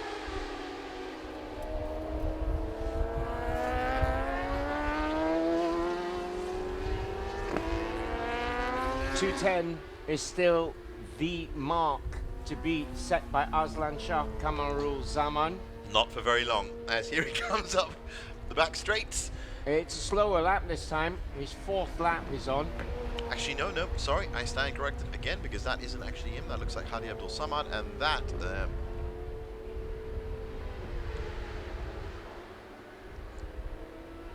Jamalul Tamizi. coming through the final corner onto the home straight. And somebody going into the pits very early. So they've all completed roughly about 3 laps. Hamdan Ahmad is out, crashed out on lap 1. You know, it might just be that Aslan Shah and Rajini Krishnan have just come into the pits. Yes, they have. I did see somebody flash in the pits. Well, Aslan Shah looks like he may have done enough, or thinks that he can at least come in for a bit of a chat. 2:10, only rider on 2:10.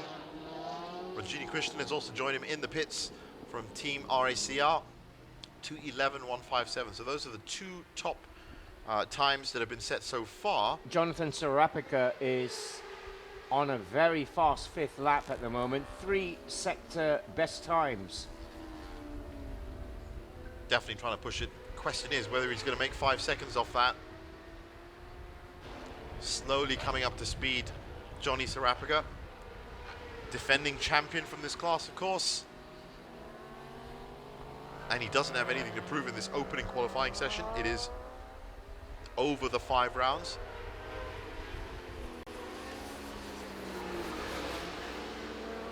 Ramdan Rossley just twitching a little bit there. Currently 3rd fastest. Well, I am looking forward to this fastest class tomorrow. As I said, 11:15 and 3:15 are the start times for race 1 and race 2.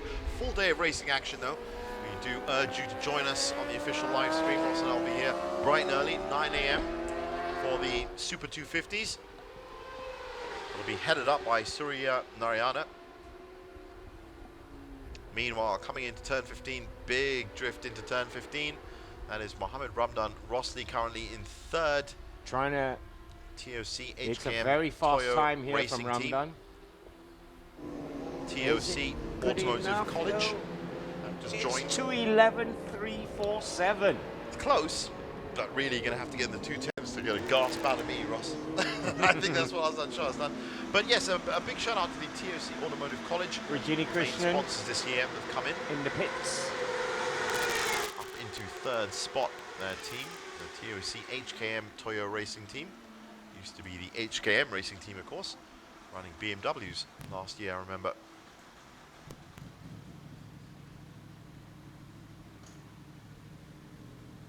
So, looking into the pits, and that looks like Regini, it looks like back Regini out Krishnan again. coming out again. Yeah, he knows he's still got work to do.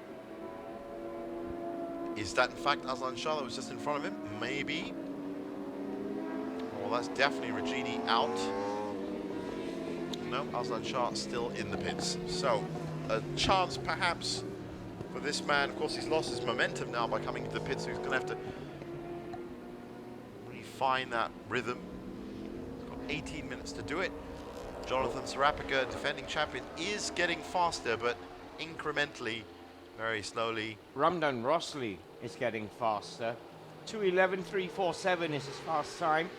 He's putting in a very fast 5th lap at the moment. He is indeed fastest man on track. Is he going to break into that 2:10 level?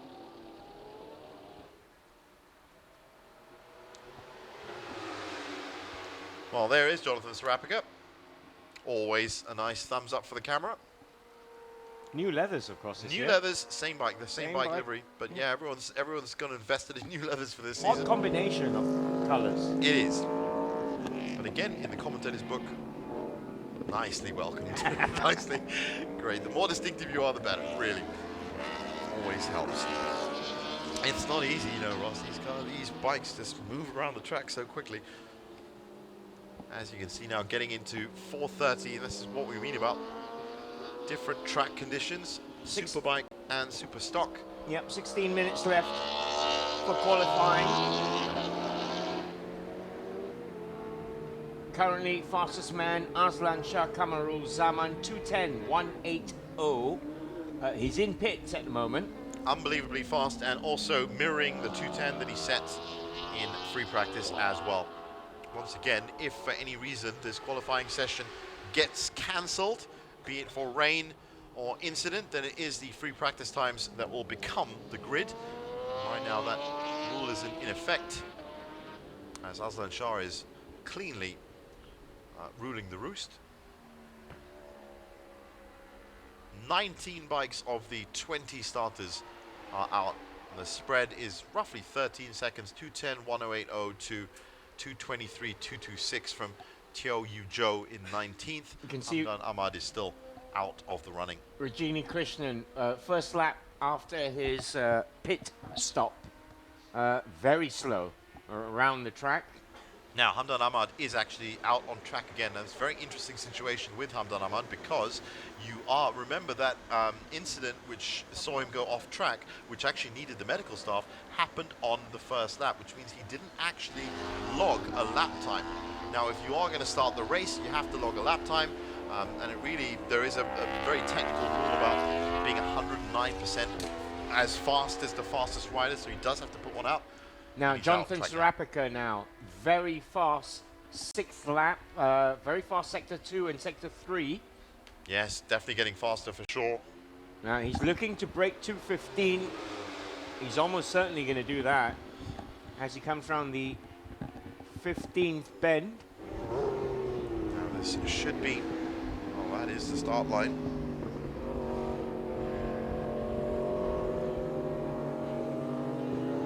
2:15.693. That's what he's been logged on as he Fourth starts fastest. This is now starting his 7th lap. 6 laps completed. So he's actually been out on track longer, or as long as can be. There are another 3 other riders still on 6 laps. Aslan Shah only put 4 laps in, but one of them was a 2:10.1080. So that's definitely put him on top of the grid and in good stead.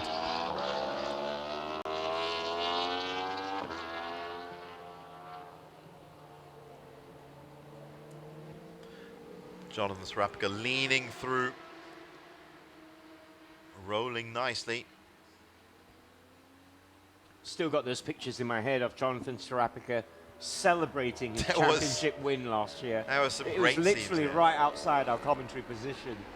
He came inside the commentary box as well. It was great to see him. In fact, the celebrations generally at the end of MSBK 2017 were quite memorable indeed. All the teams, of course, know each other very well from racing here up at the Sepang International Circuit over the course of the season. Just this track as location for the entire championship.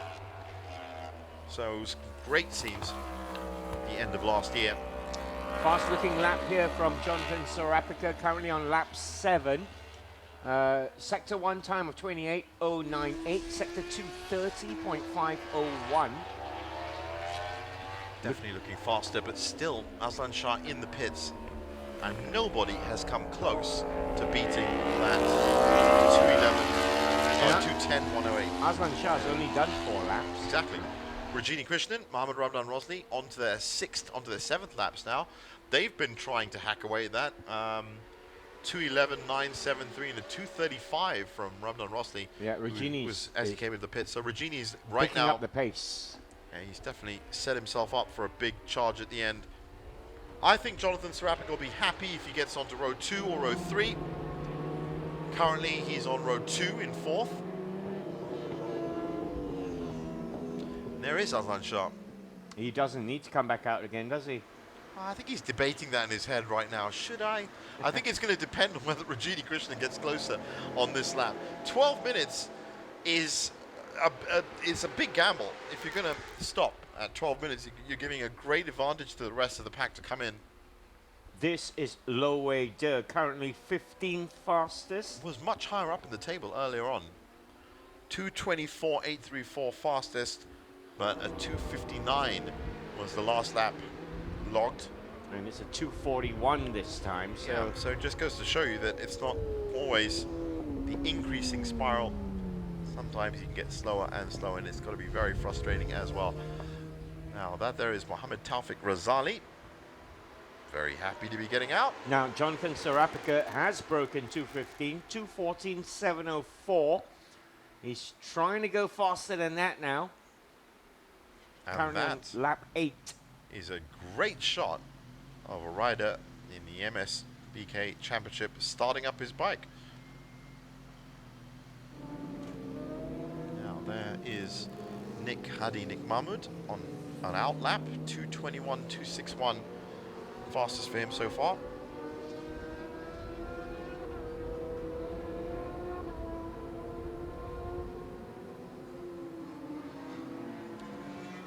And that's just an indicator of how hot it can get. Aslan Shah looks really happy with that. He's definitely gonna, I think, yep, so far so good. You know what, I think he's actually gonna gamble it. I think he looks like he's done. Yep, doesn't look, we didn't really get to see if he was heading on the bike.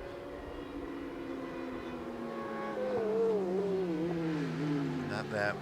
With 10 minutes left of qualifying, Rajini Krishnan, currently second, is the closest to Aslan Shah. I just don't know. I mean, he's been trying now for the last 2 laps to break into that 2:10 elevated atmosphere. 2:11.157 is still holding him second spot. And that looks like Saiful Fazli Norden. Yes, it is. RS Cycle Stop Racing. 2:23.173 coming out to see if he can better that in the last 10 minutes of qualifying. Jonathan Serapika's just gone round in 2:13.993. Now that's more like the pace I would have expected from him. So he did take, well, he's taken almost 21 minutes to get up to that speed.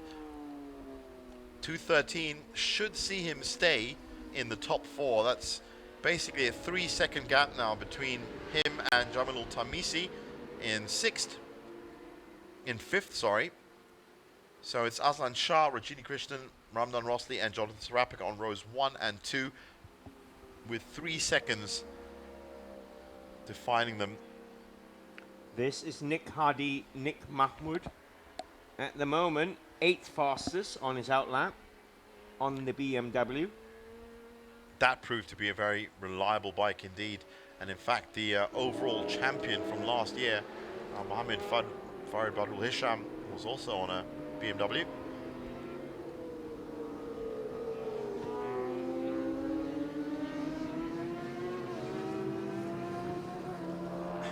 And Aslan Shah with this new team. Oh, well, it's not a new team, I mean, he's joined the team as a new rider, Chia PJ Kawasaki. But he was the overall 2017 champion, 6 wins out of 10 races on a BMW S1000RR. It was the HKM Times bike racing team that has now become the TOC HKM Toyo racing team. Well, how about that? Just as I'm talking, it's Ramdan Rosli that has caused the sensation here in qualifying. 2:10.154. Now, that's certainly going to push Aslan Shah Kamaruzzaman into some sort of action. Well, we with did just say, 8 minutes left. we did say that it was a bit of a gamble to not come out with 10 minutes left. It didn't look likely, especially from Ramdan. It didn't look like he was going to be breaking into the 2:10. There's confirmation of that on your screen. And now just 1 second separates the top 3 riders. Wow, Jonathan Sarapika, defending champion, is going to have to, if he wants to break into the top row, into the top 2, he's going to have to shave 3 seconds off his time. Ramdan Rosli still going very fast indeed. I wonder if Aslan is going to actually just say, okay, you know what? The second spot is okay. He might settle for that with 7 minutes left. Realistically, he could probably only get 2, maybe 3 laps at best with 7 minutes left. So yeah, it's a question of getting up to speed, and it's a question of breaking. It's 2:10.154. Well, hasn't just been the other riders that have been trying to break that. He's been trying to break that as well. I want to know what Ramdan Rosli did during his pit stop. I don't know. He took 4 seconds off that. Yeah, he's come out and there was no gradual increase at all. Literally a bit like Kashmar Yudin in the Supersport. It's just come out with a blinder. Of course, that was 3 2:14 laps that he pulled out. But we'll just see now if Ramdan Rosli is going to come down again. Just coming out of sector 3, so we should see that number 32 bike. There it is into turn 15 as he passes Teo Yu Zhou. Now that is, yeah, we just saw the timing go off. It looks like he's through. No, I think that's a 2:10.313, so he's not that far off. It's a 100th of a second off. Something that he might try and rectify in this, his 10th lap out on track now. So it does pay dividends to stay out on track a bit longer. Aslan Shah, remember, is coming out now. There he is. We saw him. He was looking very happy with his 2:10.180. Then he saw the timing screens. This is the kind of action that you find in qualifying that you don't find in race day. he's only got 5 minutes, a little over 5 minutes. That's about So 2 laps. That's 2 about, laps. He needs to pull out a sub 2:10 in his 2 Yeah, laps. we were looking, I mean, he was lapping around 2:11 anyway, so if you give him this outlap now to really get up to speed, he's going to have to. He's going to have 2 good laps, I would have thought. And if he can put, well, one of those, I mean, it's so close to the top, 2:10.154, 2:10.180. That looks like really that the class is being pushed to the max. I don't think it's going to go any faster than that, but let's just see. But Ramdan Rosli, last lap, 2:10.313. Yeah, he's consistently fast now. hasn't been breaking any sector times in this, his 10th lap, but should be coming round in that 2:10, 2:11 area. Now, let's keep an eye on Aslan Shah and see what he can do. Currently on his outlap. Yeah, but I said sector 2, I'm looking at his sector times now. It's just kind of, he's come out, I think he's just warming up the bike for his next lap. So 4:45 on the clock. Time is running out for him if he wants to get pole position. At a track like Sepang, of course, pole position is ideal. Getting into that tight chicane of corners 1 and 2 before you get into the really fast 3, 4, and 5. So it's always good to start on pole, whatever class you're racing on, however many wheels you might be racing on as well. Oh, a wheelie there from the current pole man, Ramdan Rosli. Just having to control that power distribution. These are big bikes, remember. There is Aslan Shah, the waving knee coming into turn 15. Now this is the lap that we're going to expect him to be turning on the jets if he does indeed want pole position. But it's going to be a good indicator as to how much he has to do based on this. Okay, that last lap from Aslan Shah was 2:10, 1:08.0. Amazing. That was, no, that's his best time. Yeah. His last one. That was just a sighter, if you like. Now he's really going to go for it. Yeah, for a second I thought he'd actually come out with exactly the same time again for his second lap. It's not, that is indeed his best time. But who would have thought it? It looked like it was in the bag for Aslan Shah. And now it was all smiles in the pits as well. But now it's back to serious business on that Kawasaki. Brand new team for him this year. 3 minutes left of qualifying. He might be able to squeeze another lap into this. Wow, he's throwing it around. Currently coming up to a minute. Yeah, he's a bit slow on this one. Yeah, I'm looking at the sector times and it really hasn't. Okay, It's a a little bit sector faster, 2. yeah, a little bit faster in sector 2. So really pushing the bike. 2 minutes left. Very intriguing riding style he has coming into some of these big corners. Almost see him trying to relax that left leg of his Yeah, before he swings it out to give him balance. I too, Ross, have been worried about that left leg. I've been looking at that left leg. It really is about body mechanics when you get into these high-speed cornering on bikes this big with that amount of power that you're controlling. That left knee. It's a very fast sector 3 from Aslan Shah. 39.887. Oh, that is fast. Oh, we said he was throwing the bike around, and he is. He knows he's only got 2 minutes left. So it might not be this lap. It might be the one last lap that you were talking about. And again, we're seeing a qualifying session. And that left knee coming again. Down. That left knee again. We'll be looking for that in tomorrow's race as well. Once again, Superbikes racing at 11:15 and 3:15 tomorrow. This is going to be close. This is going to be very close indeed. Has he done it? He 209. has done it. 493. Fantastic for a man that has only done 6 laps. He went in for 4. After 4, he went in. He came out for 2 on his second lap, and he's back on pole again with an unbelievable time. The only rider who has broken 209. Now imagine the heartbreak for Ramdan Rosli. Like a boss. Absolutely like a boss, has to be said. And the Chia PJ Kawasaki team, what a lap. 209.493. Ramdan Rosli must be a little bit aggrieved. A little bit. He put in a really fast lap, and to see somebody who's just standing in the pits go, okay, hold on, just give me my helmet, I'll just go out there again. Aslan Shah might have enough time to try and beat that. Well, Aslan Shah has, as I said, already made his name in Malaysian motorsport circles. No surprise to see him up here near the top, but really to have control of these times, has done the least amount of laps now. It's a dominating qualifying session here from Aslan Shah. Just as a frame of reference, Ramdan Rosli and Rajini Krishnan both on their 11th and 10th laps respectively.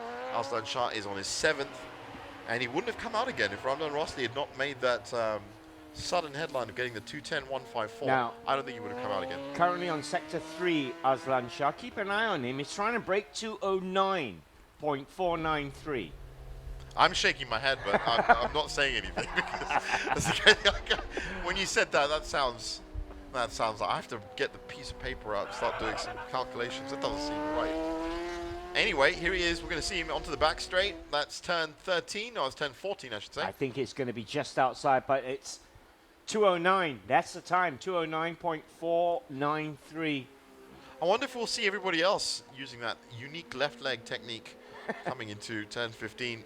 It seems to be working out, especially on that Kawasaki. And that is the checkered flag. So qualifying is over. He's done the bizzo. Absolutely done the job. Another 209 lap as well. 209.506. Unbelievable. On his 7th lap. Aslan Shah Kamuzaman Amazing riding. has really set up the Superbike category. And we're going to now just make sure that, yeah, we're just putting his name down just to make sure that really has been a highlight of the day to add to. Each of these qualifying sessions that we've seen so far has had a great headline, whether it was Kashma Kashmayudin's 3 2:14 laps, or Surya Narayana's 3 2:34 laps, or in this case Aslan Shah's 2 2:09 laps. Unbelievable stuff to get pole in the Superbike. Mohammad Ramdan Rosli, I don't think he's going to be beaten with a 2:10.154 for second. Rajini Krishnan in third. But what of the defending champion? What of Jonathan Sarapiga? 2:13.850. What you can say is he's still in there. He's on the second row. It's not a bad position to start. But yeah, Aslan Shah Kamaru Zaman, what a ride on that Chia PJ Kawasaki. Unstoppable. And once again, if you have just joined us for this Superbike qualifying session, qualifying Saturday for the Malaysia Superbike Championship 2018, Aslan Shah Kamaru Zaman actually spent a lot of this qualifying session in the pits because he's just looking at other people. And he did 7 laps. He only did 7 laps. And if you multiply that by 2 minutes, that's 14 minutes of riding off the half-hour session. And that's all he needed to set 3 laps. There was a 2:10. There was 2 2:09. So that's unbelievable stuff. And obviously going to be a pace setter as well. There is confirmation of that 4:93.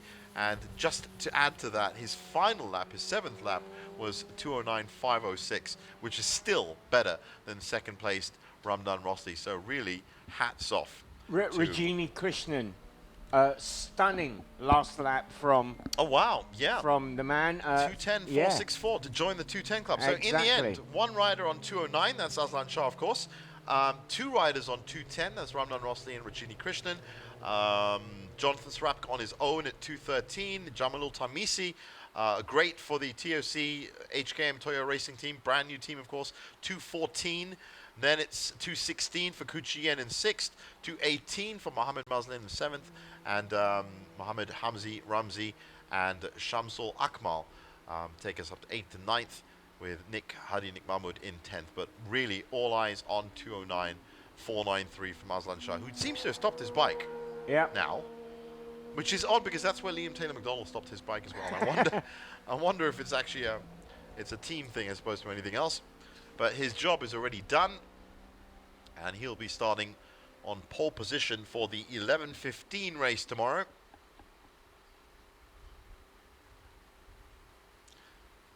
Now, an interesting part of the rules is, of course, for race 2, while the qualifying times that he had to restart that Kawasaki just now. But the race 2 qualifying grid will be, the race 2 race grid, I should say, will be defined by the second fastest lap in qualifying.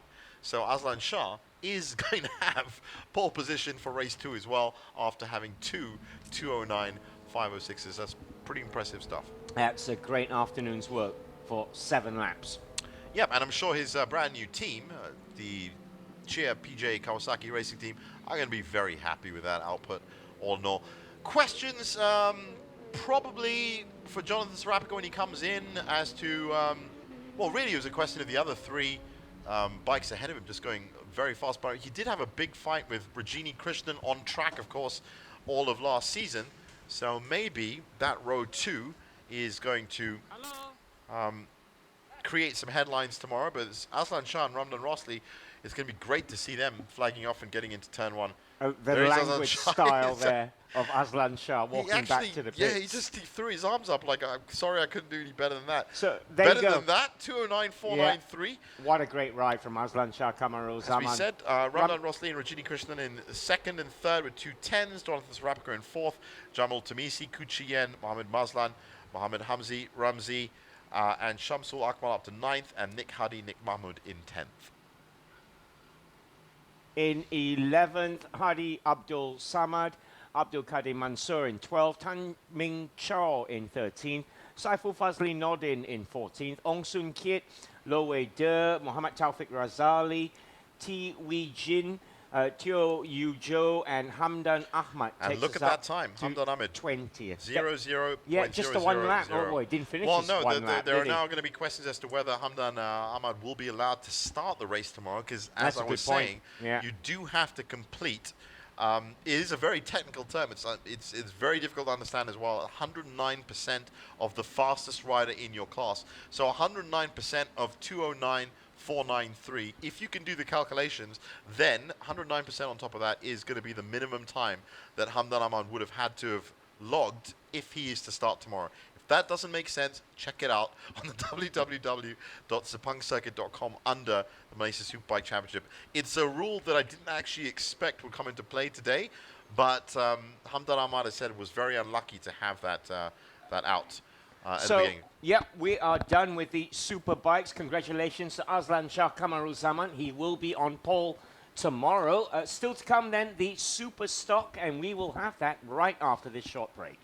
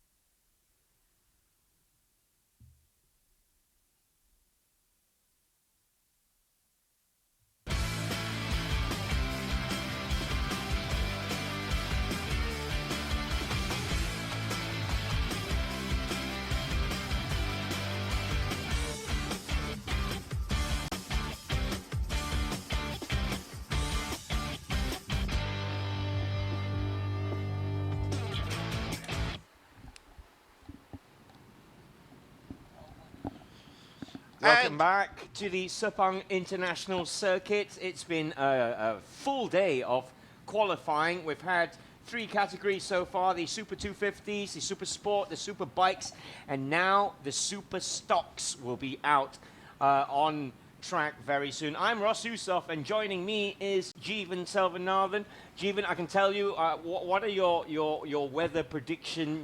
based on the current information that I've got, as we look at the full circuit, which they're going to be racing around for the qualifying, the half-hour qualifying session, 5.542 kilometers, currently a dry track. Currently. But based on information, and that includes everyone that's sitting around me right now, it looks like these clouds, there are a few clouds around the circuit that are literally just ready to pop. It is very dark outside, let me tell you that. Just worried about where we parked our car. Is it darker than usual for 5 o'clock local time, Malaysia? Yes. Okay, that case, it might very well mean that there's some rain, but I'm looking at the trees on your screen now, and I know this must sound really strange, but it really does come down to this up at Sepang International. Look at the trees, look at the flags, and if they're moving violently, then you're pretty much on its way to a big storm, and they're not right now. So hopefully we should be able to get through this last half-hour qualifying session for Superstock. Now, just a correction, we were talking about Jonathan Sarapika earlier. Well, he's actually moved up to Superbikes because he was the champion of Superstock last year. That's right. That could be why we've seen the change in his times. But taking that into account then, a 3 second, 3 seconds away from the pole man is not bad for Jonathan. No, it's not bad. Looking at it in hindsight, as I said, there have been a few changes in terms of drivers moving up into classes as we see all the Superstock bikes come out. That's a good gang of 10 bikes that are moving into turn 1. Yep. Immediately, everyone's ready for that. I think they might also think that it might be raining soon, so they really want to get out and put these laps down. As we said, you do need to complete a lap in qualifying, and it has to be a pretty competitive lap. 109% of the fastest lap in the end if you want to take part. That is something that might affect Hamdan Ahmad in the Superbike class. Now, as you can see at the bottom of your screen, do get involved with the MotoGP. It's been just a huge turnout. We'd like to see you up here on the 2nd and 4th of November. Get on to www.sepangcircuit.com. All the information you need. And if you want to see pictures of some of the massive crowds that turned up over the last 2 years for MotoGP, you'll find them on that site. So, looking at Superstock, while it's Jonathan Sarapika, as said, won this class with 198 points last time. And we see a lot of familiar faces in there. Keith Parrott is another one. Muhammad Radzi Omar is another one. And it'll be interesting to see who's going to come out on top here. Nasaruddin Mat Yusof.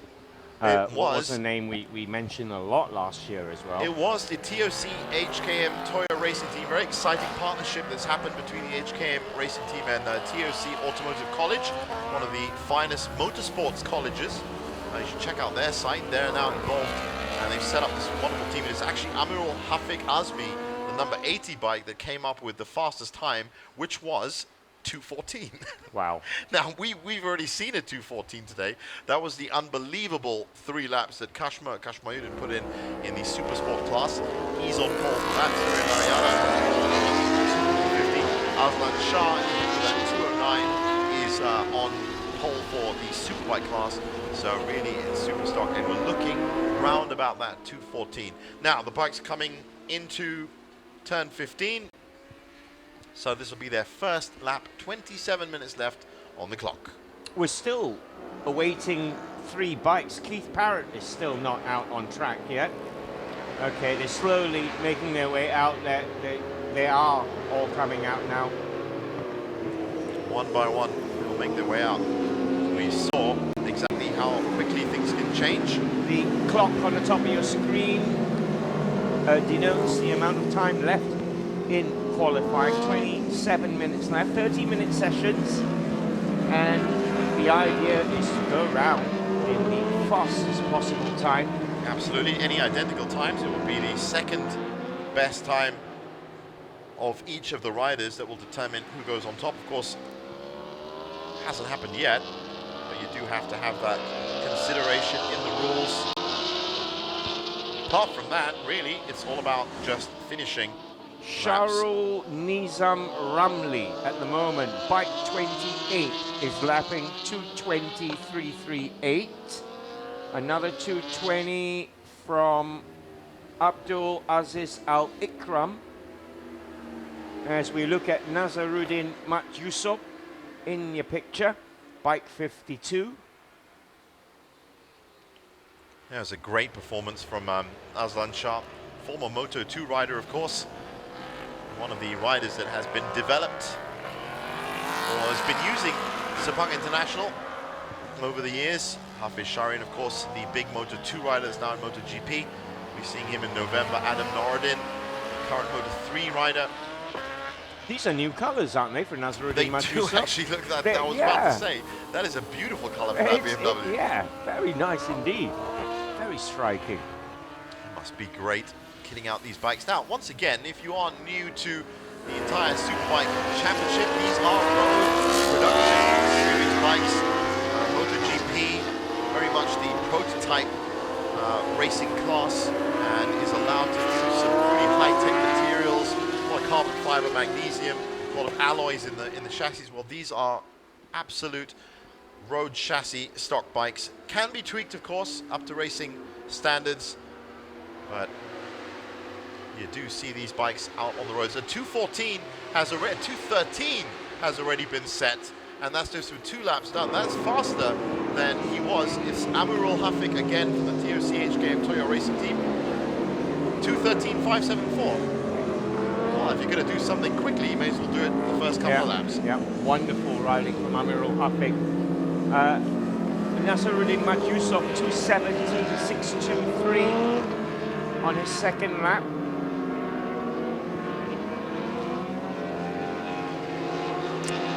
Well, the bar has already been set very, very high. Amirul Hafik on 213. Azroy Hakim and Mohammed Shazwan on 214. Radzi Omar in 4th with 216. And he shares 216 with Mohammed Hamizan Afik.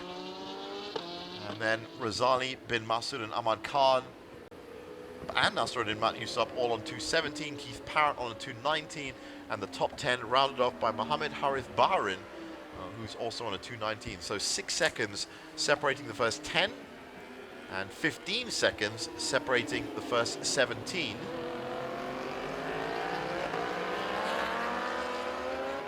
Mohammed Fizwan, Sarul Fahmi, and currently on outlap, Mohammedin Abu Hassan from NKL Point Motorsport. If you have just joined us, this is the final qualifying session from Qualifying Saturday for the opening round of the Malaysia Superbike Championship 2018. 3 classes already completed, and all 4 of these classes will be racing in 2 sessions tomorrow. Ross and myself will be in the commentary box from 9:15 onwards. 9:15, 10:15, 11:15 and 12:15 is the morning session for Super 250, Supersport, Superbike and Superstock, and that will all be repeated in the afternoon, 1:15, 2:15, 3:15 and 4:15. Plenty of racing tomorrow, and we do urge you to stick with us, or even better, come and visit us. Come up to Sepang International, free entrance to the grandstand. Azroy Hakim in your picture, second fastest at the moment, 214.516. One of 2 riders on 214 along with Muhammad Shazwan. But you do get the idea that Azroy could probably break into 213 as he's putting in some good sectors for sure. So very fast smooth throttle style. motorsports. Yeah, exactly. And that flapping left knee as well. You notice that? Well, we all know how well that can work for you. Aslan Shah, Kamaruzzaman used that flapping knee to great effect in the Superbike class.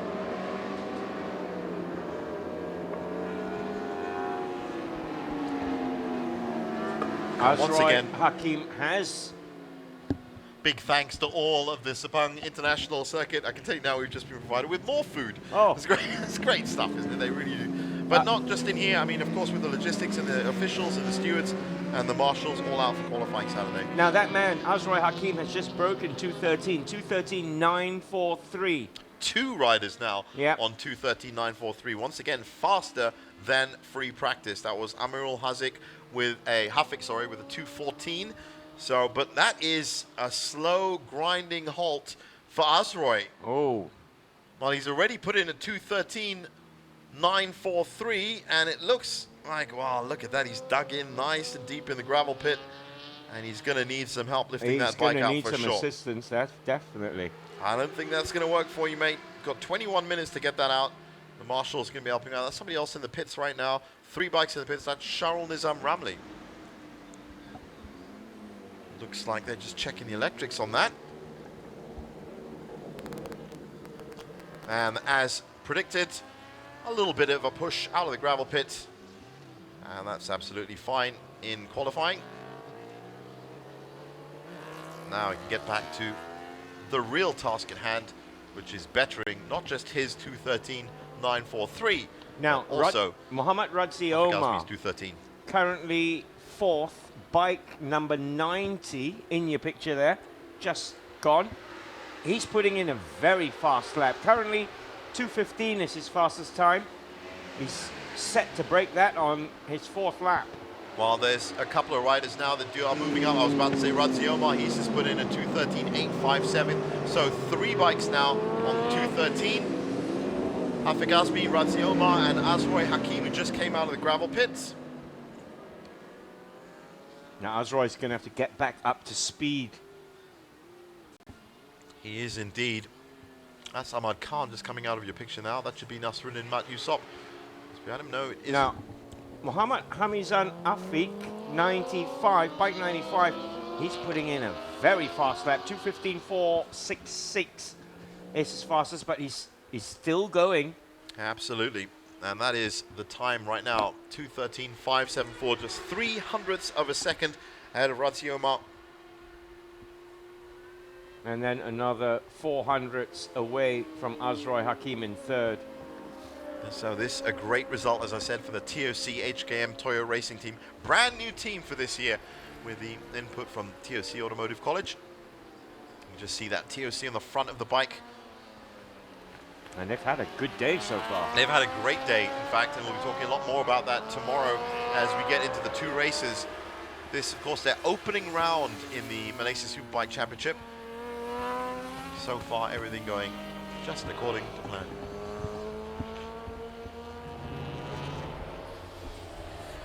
So, 2:13.574 still ruling. 2:13.857 in 2nd, and a 9:43 in 3rd.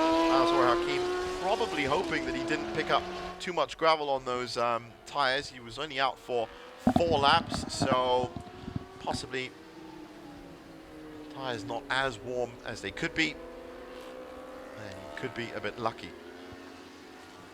But as we saw earlier, most of these bikes do have tyre warmers on in the pits anyway, so there's a starting temperature they're going to be at. Will he break 2:13 here? Yes, he will, you know. 2:13. 2:13.137. How That about is the that? fastest time so far. Yes, and that's the podium that he could be at if he keeps going that fast. Well, that looks like the number 30 bike. That's Mohammed Fizwan, who's currently in 18th with a 2:27. Yeah, it looks like It looks like it's done. it's a lengthy stop for Mohammed Fizwan. Well, as I said, these riders do have to get out. I know that you're pointing at Radzi Omar on the timing screen. A 2:13.857 is still his best. But now, of course, the ante has been upped to 2:13.137 by this man right here, Amirul Hafiq Azmi. Very fast in free practice, even faster in qualifying. And still, Ross, thankfully, hate to say it, no rain. Not yet. Holding out at the moment. Every time I say that now, I just look at the time just to make sure. Because 2 minutes from now, it could be absolutely soaked. And of course, that would mean changing tyres. And that's very fast coming into that corner. Bit of a weight balance shift just to make sure That was gets through. That's Ahmad Khan, currently it's a in tough corner. 7th. And another great window into team mechanics and team dynamics that happen at the MSBK Championship. Now, the 3rd fastest man is in pits at the moment. Mohammed Radzi Omar, 2:13.857, his fastest time. I think he's just been told about the 2:13.137 by Amirul Hafiq, and he didn't look too phased by it. But one of the team mechanics was, team engineers I should say, was showing him a phone screen. I'm sure that's going to be the live timing results. You can see what we're seeing if you do the live timing. 16 minutes left in qualification. Azroy Hakim, second fastest man, also on a 2:13. 2:13.783 was his last lap, and his fastest is currently on a very fast lap 6. Azroy Hakim does look like he's recovered from that little spell in the gravel pit. And certainly hasn't picked up anything on his tires either, as he is, as you say, Ross, rocketing around at the moment. Let's stay with Azroy Hakim. We could see him break 2:13 here. That was a beautiful line into that corner. Just drifted it. Let the bike do all the work. Right on the left edge, nice into the apex, out. Good cornering speed. And as you said, it is a really great opportunity. For the first time ever, you can actually watch qualifying for the Malaysia Superbike Championship this season. But it is really good to actually settle down and watch these guys unhinged without any kind of pressures for winning at the moment. Just settling into their riding styles and getting through. Now, he needs a very fast final sector here, Azroy Hakim. He does indeed. This will be close. This is going to be close for sure. If you're entering that corner at 2 minutes 13 seconds to get up, this is it here. This could be it. I think he's done it. I think he's just 2:12.733. He has done it. Wonderful. Fantastic. We break into an entirely new second. One rider on 2:12, 2 riders on 2:13, 1 rider on 2:14, 2 riders on 2:15, and then it's 2:16, 2:17, and 2:18 to take us up to the top 10. That's Hamizan Afik. Currently in 6th, 2:15.377, his fastest time. Ravenol Racing. But that's the man. The man at the moment, the man of the moment, Azroy Hakim. Is he going faster? Yes, right now he looks like he might be on roughly the same par as he was before. This sector 2 that he's coming through now is going to be very significant.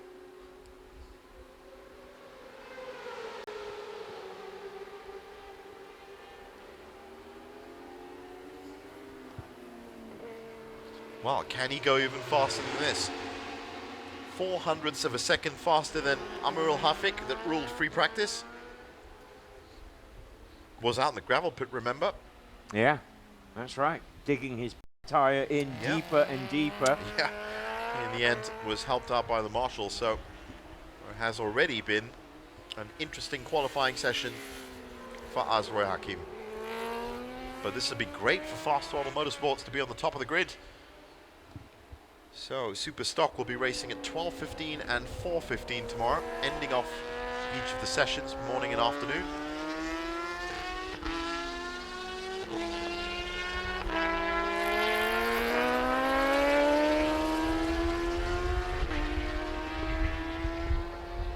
Now, and that's actually been updated now. That's how quickly things are changing. It's not 2:13.857. It is 2:12.733 that is the current fastest lap, and that's been set by Azroy Hakim. Razi Omar has actually been beaten by Amirul Hafik Azri as well, 2:13.137. So he's not going to break 2:12 on this lap. His 8th lap. it's only Pan Kim Mun. 2:12.916. It wasn't. I think that is, in fact, no, that looked like Pan Kim Mun coming out. If that was the number 47 bike. Only other person that's on that amount of laps. 7 laps, so currently on their 8th lap now. Pretty good return if you've done 7 laps. Of course, talking about return from laps, you have no further to look than Aslan Shah Kamaruzzaman from the Superbike class, who came out for 7 laps and got pole, and actually went into the pits after the 4th lap as well. So you don't necessarily need to do lots of laps, you need to do a few fast laps, and to really get the momentum going, you have to build up around the 15 corners, the Sepang International Circuit, and then start slingshotting yourself around, which is essentially what Azroy did. He didn't need to look around his shoulder just now. Nobody's with him. Now, he also has the same... I don't think he's going to come in with Amirul Hafik and Radzi Omar so close on his tail at 2:13. I don't think we're going to see him. I think he's going to definitely try and push for a faster lap.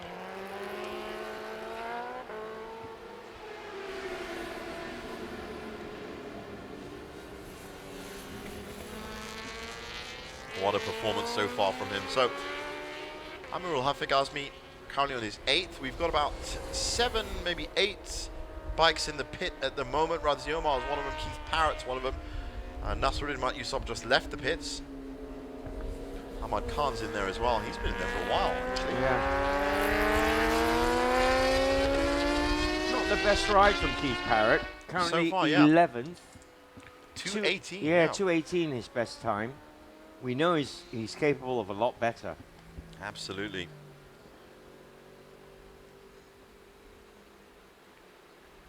Keith Parrott finished 4th last year. Had a good 2nd place in round 1, but was always hanging around 3rd or 4th spot pretty much throughout the entire season. Ended up with 107 points. Once again, it was Jonathan Sarapica that won this specific class. Nasruddin Mat Yusuf was 3rd in the championship with 115 points and started very well with a win and 2 seconds, but then had, unfortunately, a couple of DNFs at the end of round 2, beginning of round 3, and was pretty much middle of the pack for round 4 and round 5. With only 5 rounds in the championship, it is ever so important to get the weekends right. Remember, a maximum of 50 points for your team and personally can be collected every weekend. That was Azrai Hakim in pits. I think his work for the day is done. 2:12.733 is the time to beat. Well, that's what I was saying. I don't know when you've got 2:13s just hanging around behind you, whether it's still just 0.4 of a second. Definitely it's within grabbing distance of Hafik Azmi, who is still out on track. In fact, the top 5 riders are all in pits at the moment. I think they're all going to come out for one. He's come back out again, Azrai Hakim. That was a very quick pit stop. Very so quick. Yeah, I didn't think he was going to rest on his laurels, to be honest. Ali on the blue bike there of the RS Cycle Stock Racing team, currently 12th. 2:18.565, Adib Ali's best time. So really, it is about the 2:13 bunch. Azrai Hakim, Amirul Hafik, and Mohammed Radzi Omar.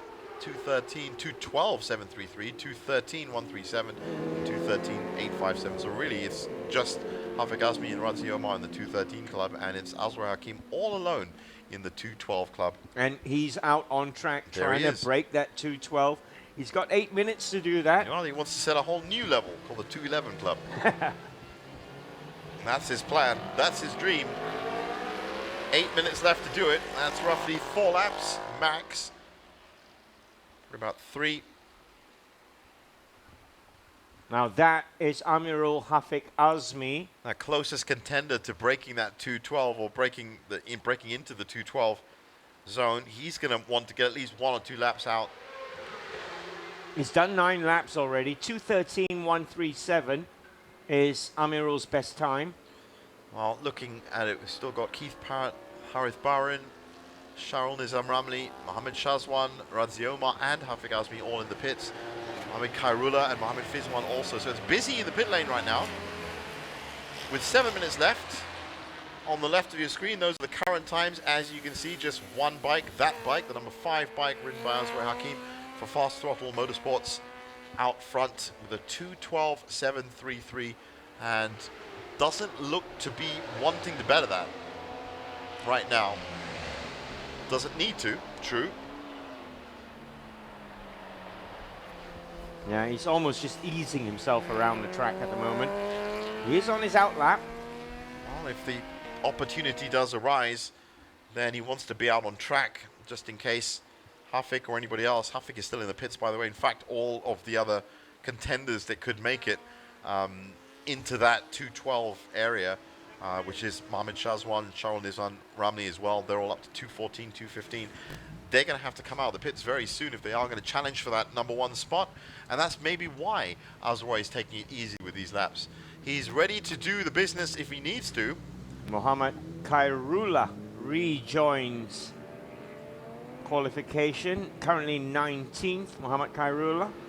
So Azroy Hakim has just come back in the pits. Maybe he saw everybody else or heard about it being in the pits and doesn't really need to. Yeah, doesn't seem right that he's come out for a couple of laps and really hasn't done anything. Unless there's trouble with the bike, but it didn't look that way.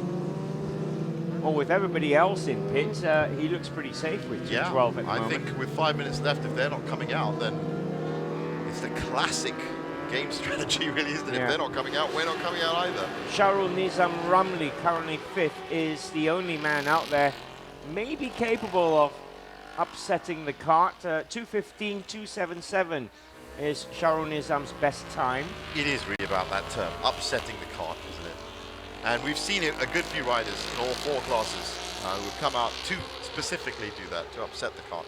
Well, you've got to look at it the bigger picture as well. With qualifying, ideally, you don't want your bike out doing as many laps as possible because you want to get it ready for race day, which is tomorrow, of course. So there is that balance and that line as to how many laps you can stay out, how many laps are going to come in. And possibly Azroy realized that now it's really improbable that 212 is going to be beaten.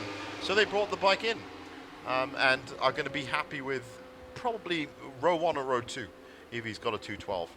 Doesn't look like anyone else is coming close to that. Your sharp eagle eyes, Ross, have you picked out anyone that's specifically looking? Amirul Hafik Azmi still in the pits, Razi Omar still in the pits.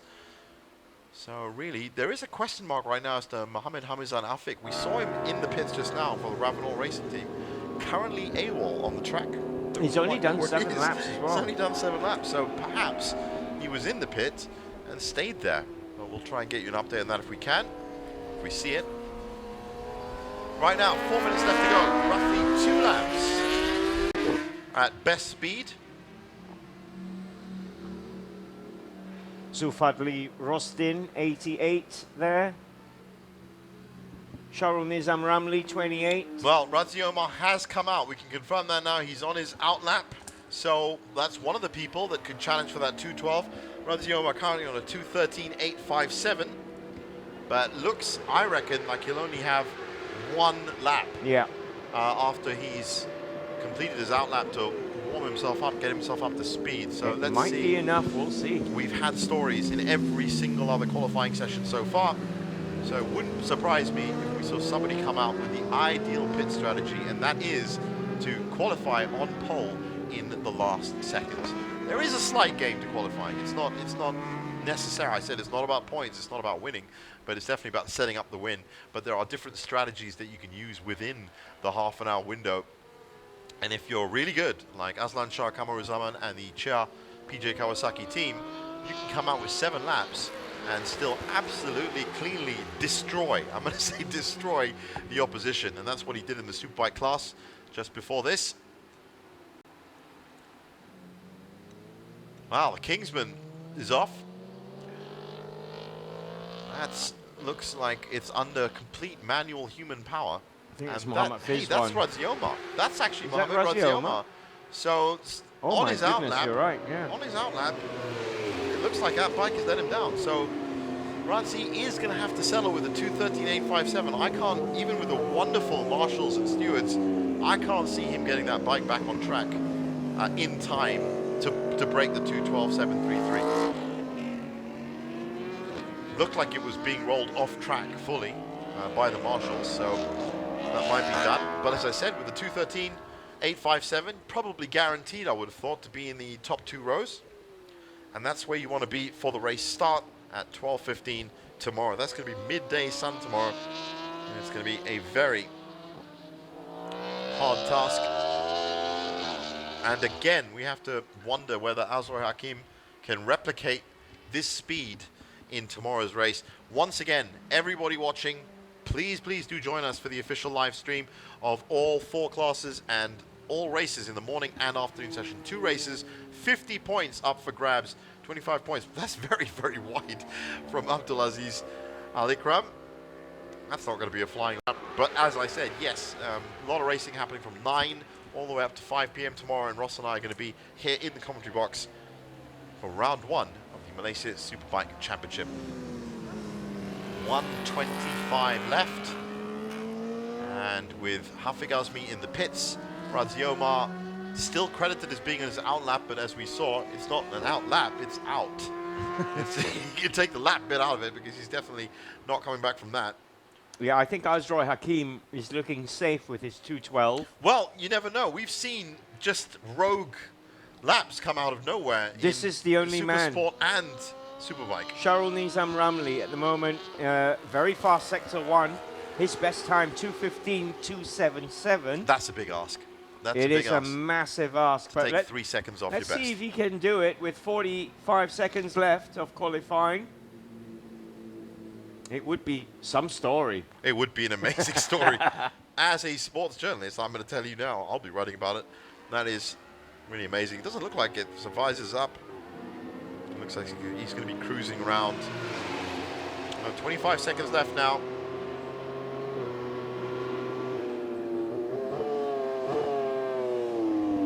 Still, Azroy Hakim, he's back in the pits now. And it looks, as we've just heard from race control, that the checkered flag will be out as expected within the next 10 seconds, and that's going to be the end of qualifying. So Azroy Hakim may be in the pits, but he has taken pole position for the Superstock class. And for the rookies, well, that's Mohamed Shazwan in 4th, is going to be the highest ranked, but really it's a 2:12.733 that is going to be looked to be beaten tomorrow. It's going to be very difficult to replicate that in race conditions, mainly because you're looking in your rearview mirrors. You don't usually look in your rearview mirrors at qualifying. You've only got to look forward and go as fast as possible, but there's racing lines to defend. Horizon Motorsport there, the team, yes, we're with you. And in fact, they've done pretty well today, in the earlier classes especially. So we're done, just about, with the Superstock qualifying. The checkered flag's out. Do love it when wheelies come across the line. Look at those tire marks on the Yeah, side. I know. Finish. Really, Yeah. should be considerate about the track. They've got to sort that out. But that's actually just an indicator of the kind of starts that you have at this point. Look at that. Absolutely. That's written in stone, literally, the kind of exciting starts you have. And if you just look at the top of your screen, that's also written in stone. That's how you negotiate turn 15. The final bend. And if you look off at the left, you can see all the people that never made it. So here is the top 10 from the Superstock qualifying session. Azroy Hakim with that wonderful 2:12.733. Amirul Hafiq Azmi never came out in the end, but the 2:13.137 and 2:13.857 from Radzi Omar means that is second and third. Mohamed Shazwan, Sharul Nizam Ramli, Mohamed Hamizan Afiq, Ahmad Khan up to 7th, Rosali bin Masood, Keith Parrott and Nasruddin Mat Yusuf take us up to 10th. In 11th, Muhammad Harith Bahrain, Adib Ali 12th, Adib Zulfadli Rostin in 13th, Abdul Aziz Al Ikram, Pankim Mon, Noor Hamiruddin Abu Hassan in 16th, Sarul Fahmi in 17th, Nazim Misdi, Muhammad Khairullah and Muhammad Fizwan takes us up to 20th. And that brings us to an end of qualifying for round 1 of the Malaysia Superbike Championship. Do join us tomorrow morning. The live stream will be up at 9 o'clock. You can watch it on Facebook. And of course, do check the official website, www.sepangcircuit.com, for all details. Ross and myself will be back here tomorrow. Ross, thanks for joining me today. Yep, absolutely brilliant. We'll see you guys tomorrow morning. Have a great night. Be back here for the first round of the Malaysia Superbike Championship 2018.